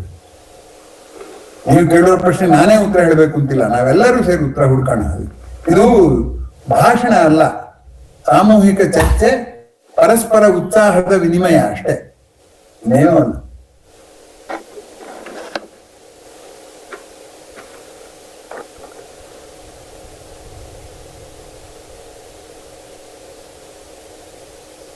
ನಮಸ್ಕಾರ ಸರ್. ನಾರಾಯಣ ರಾವ್ ಹೇಳಿ. ಹೌದು ಸರ್. ಈ ಕಲೆ ಇದು ತುಂಬಾ ಚೆನ್ನಾಗಿತ್ತು ಇವತ್ತಿನ ಪ್ರೋಗ್ರಾಮು. ಈ ಕಲೆಯನ್ನು ಅಳವಡಿಸ್ಕೊಂಡವ್ರಿಗೂ ಆ ಕಲೆ ಇಲ್ಲದವರೆಗೂ ಏನ್ ವ್ಯತ್ಯಾಸ? ಏನ್ ವ್ಯತ್ಯಾಸ ಆಗುತ್ತೆ ಅಂದ್ರೆ, ಮುಖ್ಯವಾಗಿ ಕಾಣೋ ವ್ಯತ್ಯಾಸ ತಮ್ಮ ಆವೇಶವನ್ನು ಇಂಥದೇ ಆವೇಶ ಅಂತ ರಸವಾಗಿಸಿಕೊಂಡು ನೋಡಿದಾಗ ಸ್ವಲ್ಪ ಸಮಚಿತ್ತದಿಂದ ಜೀವನವನ್ನ ನೋಡೋದಿಕ್ಕೆ ಸಾಧ್ಯ ಆಗುತ್ತೆ ಅಂತ. ಈ ಹಿಂದೆ ನಾನು ಹೇಳಿದ್ದೆ, ಅವತ್ತು ನೀವು ಬಂದಿರ್ಲಿಲ್ಲ, ಅದಕ್ಕೋಸ್ಕರ ನಾನು ಪುನರಾವರ್ತನೆ ಮಾಡ್ತೀನಿ. ಕೈಲಾಸಂ ಅವ್ರನ್ನ ಹುಣಸೂರು ಕೃಷ್ಣಮೂರ್ತಿ ಕೇಳಿದಂತೆ, ಯಾಕೆ ನಮ್ಗೆ ಈ ಬಣ್ಣ ಹಚ್ಕೊಂಡು ಕುಣಿಯೋ ಚಟ, ಇದರಿಂದ ನಮ್ಗೆ ಏನ್ ಸಿಗೋದು ಅಷ್ಟರಲ್ಲೇ ಇದೆ, ಆದ್ರೂ ಕೂಡ ನಮ್ಗೆ ಇದೇನೋ ಇದ್ರಲ್ಲಿ ಏನೋ ಖುಷಿ ಸಿಗುತ್ತಲ್ಲ, ಏನು ಅಂತ ಕೇಳಿದಂತೆ. ಅದಕ್ಕೆ ಕೈಲಾಸ ಹೇಳಿದ್ರಂತೆ, ಅಲ್ವೋ ಕಿಟ್ಟಿ, ನಾನು ಆ ಪಾತ್ರದ ಆವೇಶವನ್ನು ಅಭಿನಯಿಸುವಾಗ ನನ್ನ ಆವೇಶವು ಬಂದು ಹೋಗುವಂಥದ್ದು, ಆ ಪಾತ್ರದಲ್ಲಿ ಕೂಡ ಆವೇಶ ಮುಂಚೆ ಇರಲಿಲ್ಲ, ಆಮೇಲೆ ಇರಲ್ಲ, ಬಂದು ಹೋಗುವಂಥದ್ದು ಅಂತ. ಆದ್ರಿಂದ ಆವೇಶದ ಕ್ಷಣಿಕತೆ ಮತ್ತು ಆವೇಶವನ್ನು ನೋಡೋದು ಇದೆಯಲ್ಲ, ಅದರಿಂದ ನಮ್ಮ ಮನಸ್ಸು ಪರಿಪಕ್ವವಾಗುತ್ತೆ. ಉದಾಹರಣೆಗೆ, ನೀನ್ ಕಾಡಲ್ಲಿ ಮರದ ಕೆಳಗೆ ನಿಂತ್ಕೊಂಡಿದ್ದಾಗ ಹುಲಿ ಬಂದ್ರೆ ನಿನ್ಗೆ ಆ ಹುಲಿ ಬಂದದ್ರಿಂದ ನನ್ನ ತಿಂದಾಕ್ಬಿಡುತ್ತೆ ಅನ್ನೋ ಆವೇಶ ಬರುತ್ತೆ. ಆದ್ರೆ ಅದೇ ಹುಲಿನ ಮರದ ಮೇಲೆ ಕೂತ್ಕೊಂಡು ನೋಡಿದ್ರೆ ಆ ಹುಲಿ ಮರ ಹತ್ತಲ್ಲ ಅಂತ ಆದ್ರೆ ಅವಾಗ ಹುಲಿ ಸುಂದರವಾಗಿ ಕಾಣಕ್ ಶುರುವಾಗುತ್ತೆ. ಜೀವನದ ಸೌಂದರ್ಯವನ್ನ ಗ್ರಹಿಸ್ತೀವಿ. ಜೀವನದ ಕಷ್ಟವೂ ಕೂಡ ನಮ್ಗೇನಾಗುತ್ತೆ, ಸೌಂದರ್ಯದ ಒಂದು ದೃಷ್ಟಿ ಆಗುತ್ತೆ. ಕಷ್ಟವನ್ನು ದೃಷ್ಟಿಯಾಗಿಸೋದು ಕಲೆಯ ಅನುಕೂಲ ಅಂತ ಕೈಲಾಸಂ ಹೇಳಿದ್ದನ್ನ ನಾನು ನಿಮ್ಗೆ ಹೇಳೋದಕ್ಕೆ ಇಷ್ಟಪಡ್ತೇನೆ. ಕೈಲಾಸಂ ಯಾರು ಅಂತ ಕೇಳಿದ್ರು, ನನ್ನಾಗ ಅವ್ರು 1 ಗಂಟೆ ಎಲ್ಲ ಮಾತಾಡ್ಲಿಲ್ಲ, ಅವ್ರು ಒಂದೇ ಸಾಲ ಹೇಳಿದ್ರು, explicit expression of implicit impressions. ಇಷ್ಟೇ ಹೇಳಿದ್ರು, ಒಂದೇ ಸಾಲ.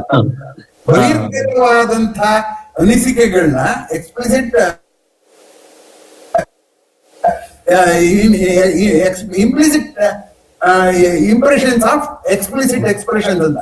ನನ್ನ ಮನಸ್ಸಿನಲ್ಲಿ ಏನು ಚಿತ್ರಣ ಮೂಡಿಸಿದ್ಯೋ ಹೊರ ಜಗತ್ತು, ಎಕ್ಸ್ಪ್ಲಿಸಿಟ್ ಎಕ್ಸ್ಪ್ರೆಷನ್ ಅದು. ನಾನು ಇಂಪ್ಲಿಸಿಟ್ ಆಗಿ ಇಂಪ್ರೆಷನ್ ಮಾಡಿದ್ದನ್ನ ಮತ್ತೆ ನಾನು ಹೇಳ್ತೀನಲ್ಲ, ಅದು. ನಿಮ್ಮ ಪ್ರಶ್ನೆಗೆ ಉತ್ತರ ಹೇಳಿದೆ. ಖಂಡಿತ.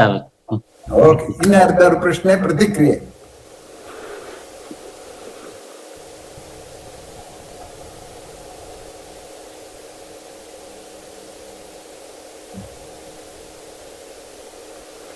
ಎಲ್ಲರಿಗೂ ಸಂಕ್ರಾಂತಿಯ ಹಬ್ಬದ ನೆಮ್ಮದಿಗಳು. ನಾನು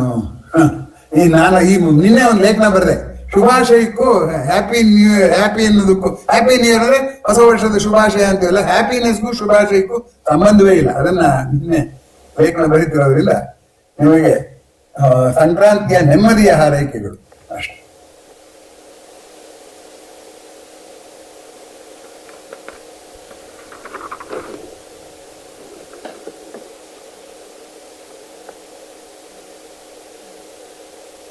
ನಮಸ್ತೆ ಸರ್. ನಮಸ್ತೆ. ಚೆನ್ನಾಗಿತ್ತು ಸರ್. ಸರ್, ಇದು ರಸಿಕಾ ಅನ್ನುವಂಥದ್ದು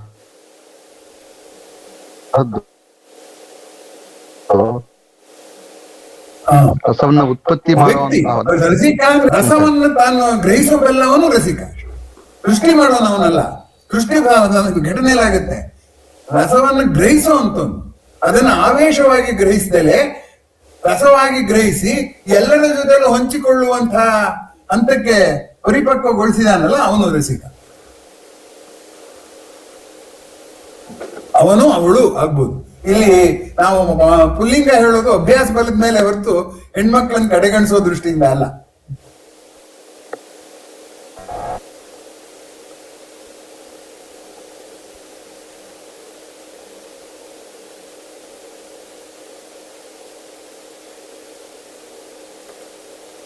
ಅಂದ್ರೆ ಆವೇಶದಿಂದ ಪಾಕ ತಯಾರು ಮಾಡೋನು ಅಂತ ಹೇಳ್ಕೋಬೋದು. ಅದು ಮುಂದಿನ ಭಾಗದಲ್ಲಿ ಬರುತ್ತೆ, ಅದು ವಿಸ್ತಾರವಾಗಿ ಬರುತ್ತೆ.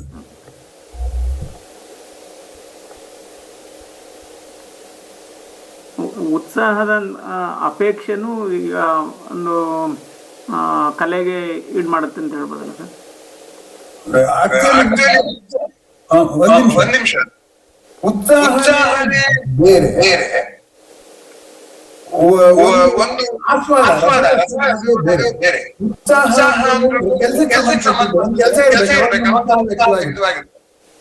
ಯಾರೋ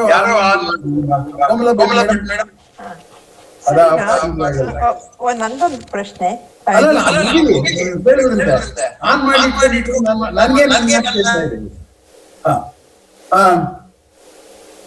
ಏನ್ ಹೇಳ್ತಾ ಇದ್ದೆ ನಾನು? ಕುತೂಹಲ ಅಲ್ಲ, ಉತ್ಸಾಹ ಇದೆಯಲ್ಲ ಅದು ಕಾರ್ಯದಲ್ಲಿ ವಿನಿಯೋಗಿಸುವಂಥದ್ದು. ಆದ್ರೆ ರಸಾಸ್ವಾದನೆಯ ಆನಂದ ಇದೆಯಲ್ಲ ಅದು ನಾವು ಆ ಘಟನೆಯನ್ನ ನಾವು ಪರಿಭಾವಿಸಿ ಸಂತೋಷ ಪಡೋದು. ಒಂದು ರೀತಿಯಲ್ಲಿ ಹೇಳೋದ ಸಂಕ್ಷೇಪ, ಒಂದರ್ಥದಲ್ಲಿ ನಿಷ್ಕ್ರಿಯವಾಗಿ ಆನಂದಿಸೋದು ರಸ, ಕ್ರಿಯೆಯಲ್ಲಿ ವ್ಯಕ್ತವಾಗುವುದು ಉತ್ಸಾಹ. ಈಗ ಕಮಲಾ ಭಟ್ ಅವರು ಕೇಳ್ಬೋದು. ಸರ್, ನಂದು ಇದಕ್ಕೆ ಸೂಕ್ತ ಅನ್ಸುತ್ತೋ ಇಲ್ವೋ ಗೊತ್ತಿಲ್ಲ. ಒಂದು ಹುಟ್ಟಿತು ಸರ್. ಒಂದು ಯಾವುದೋ ಒಂದು ಕಾವ್ಯವನ್ನ ರಸಾಸ್ವಾದನ ಮಾಡುವಾಗ ಈಗ ಪಂಥ ಅಂತ ಹುಟ್ಕೊಳ್ಳುತ್ತಲ್ಲ ಸರ್. ಈಗ ಎಡಪಂಥೀಯರು ಬಲಪಂಥೀಯರು ಅಂತ ಹುಟ್ಕೊಳ್ಳುತ್ತೆ.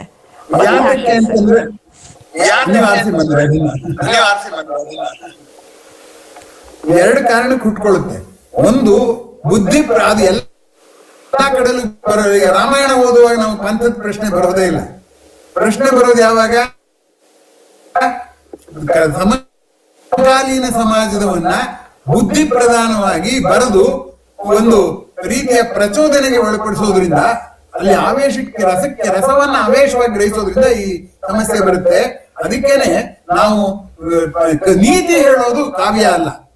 ಈ ಕಾವ್ಯದಲ್ಲಿ ಪ್ರಾಸಂಗಿಕವಾಗಿ ನೀತಿ ಬರುತ್ತೆ ಅಷ್ಟೇ. ಆದ್ರಿಂದ ನೀತಿ ಹೇಳೋಕ್ಕಿನ್ನ ಜೀವನವನ್ನ ಗ್ರಹಿಸುವ ರೀತಿ ಅದು, ನೀತಿ ಅಲ್ಲ ಅದು. ಅಕಸ್ಮಾತ್ ನೀತಿನೂ ಪ್ರಾಸಂಗಿಕವಾಗಿ ಬರ್ಬೋದು. ಈಗ ವಾಲ್ಮೀಕಿ ಆ ಹಕ್ಕಿಗಳನ್ನ ಸಾಯಿಸಿದಾಗ ಅವನಿಗೆ ಮೊದಲು ಹುಟ್ಟಿದ್ದು ಕರುಣೆ. ಆ ಕರುಣೆಯ ತೊದಲೇ ಆದಿ ಕಾವ್ಯಕ್ಕೆ ಮೊದಲೇ ಅಂತ ಒಬ್ರು ಕವನ ಬರೆದಿದ್ದಾರೆ. ಕರುಣೆಯ ತೊದಲು ಆದಿ ಕಾವ್ಯಕ್ಕೆ ಮೊದಲು ಅಂತ. ಆ ಕರುಣಾರಸದ ಹಂತದಲ್ಲಿ ಈ ಪಂಥಗಿಂತ ಬರೋದಿಲ್ಲ. ಆದ್ರೆ ನಾವು ಸಮಾಜದಲ್ಲಿ ಪ್ರತಿಭಟನೆಯ ಮೂಲಕ ಸಾಮಾಜಿಕ ಬದಲಾವಣೆಗೆ ನಾವು ಕಾವ್ಯ ಬರೆಯಕ್ಕೆ ಹೋಗ್ತೀವಲ್ಲ, ಅದರಿಂದ ಹಂಗಾಗುತ್ತೆ. ಇಲ್ಲ ಕಾವ್ಯದ ಶುದ್ಧ ರೂಪದಲ್ಲಿ ಆತರ ಪಂಥಗಳು ಅದೆಲ್ಲ ಹುಟ್ಕೊಳ್ಳೋದು ಯಾವಾಗ ಅಂದ್ರೆ ಅದು ಬೇರೆ ಬಗೆ ಕಾವ್ಯದಲ್ಲಿ. ಅದ್ ನಾನು ಮುಂದೆ ಹೇಳ್ತೀನಿ.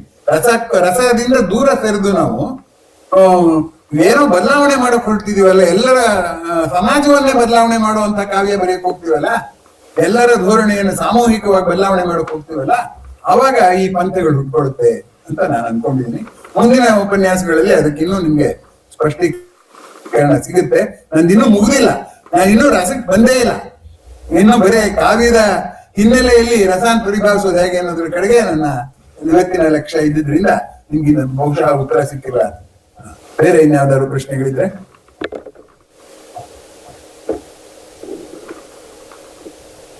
ಅಥವಾ ಪ್ರತಿಕ್ರಿಯೆ? ಪ್ರಶ್ನೆನೇ ಆಗ್ಬೇಕು ಅಂತಲೇ ಈಗ ಕೆಲವೆಲ್ಲ ಪ್ರತಿಕ್ರಿಯೆಗಳು ಇದ್ವು.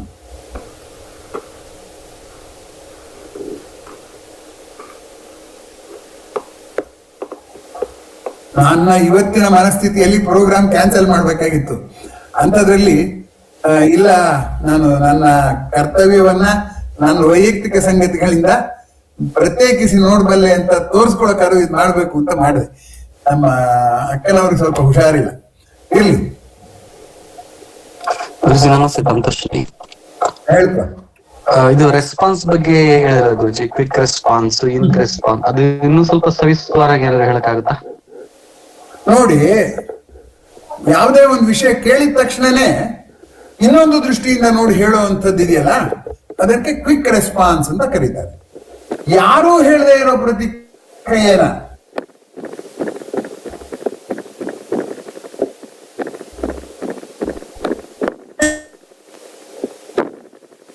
ಒಬ್ಬ ಮನುಷ್ಯ ಹೇಳಿದ್ರೆ ಅದನ್ನ ಯುನೀಕ್ ರೆಸ್ಪಾನ್ಸ್ ಅಂತ ಕರೀತಾರೆ. ಅವರು 15 ರೀತಿಯಲ್ಲಿ ರೆಸ್ಪಾಂಡ್ ಮಾಡಿ, ಇದು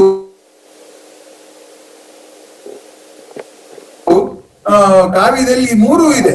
ಈಗ ಒಂದೇ ಕಾಡಿನ ವರ್ಣನೆ ಮಾಡುವಾಗ ವರ್ಣನೆ ನೋಡಿ ವಾಲ್ಮೀಕಿ ಬರೀದು ಏನಾಗುತ್ತೆ, ಅದೇ ಕಾಡಿನ ವಿವರಣೆ ಬೇರೆ ಬೇರೆಯವರು ಬೇರೆ ಬೇರೆ ರೀತಿಯಲ್ಲಿ ಮಾಡ್ತಾರಲ್ಲ, ಹಾಗೆ ಒಬ್ಬರೇ ಬೇರೆ ಬೇರೆ ರೀತಿಯಲ್ಲಿ ಮಾಡಬಹುದು.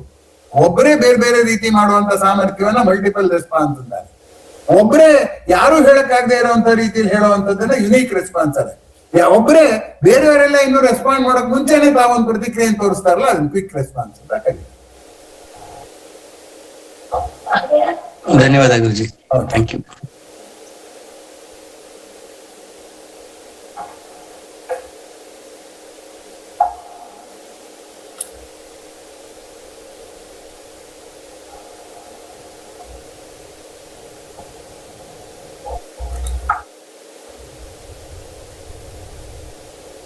ಭಾಗ 2 ಭಾನುವಾರ ಇರುತ್ತಪ್ಪ, ಸೋಮವಾರ ಇರುತ್ತಾ ಗಣೇಶ್?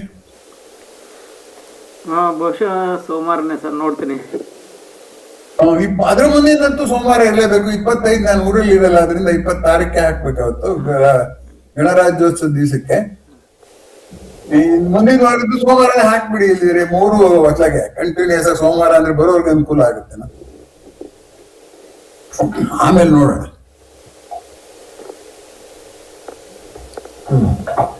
ಮುಗಿಸ್ಬೋದಾ?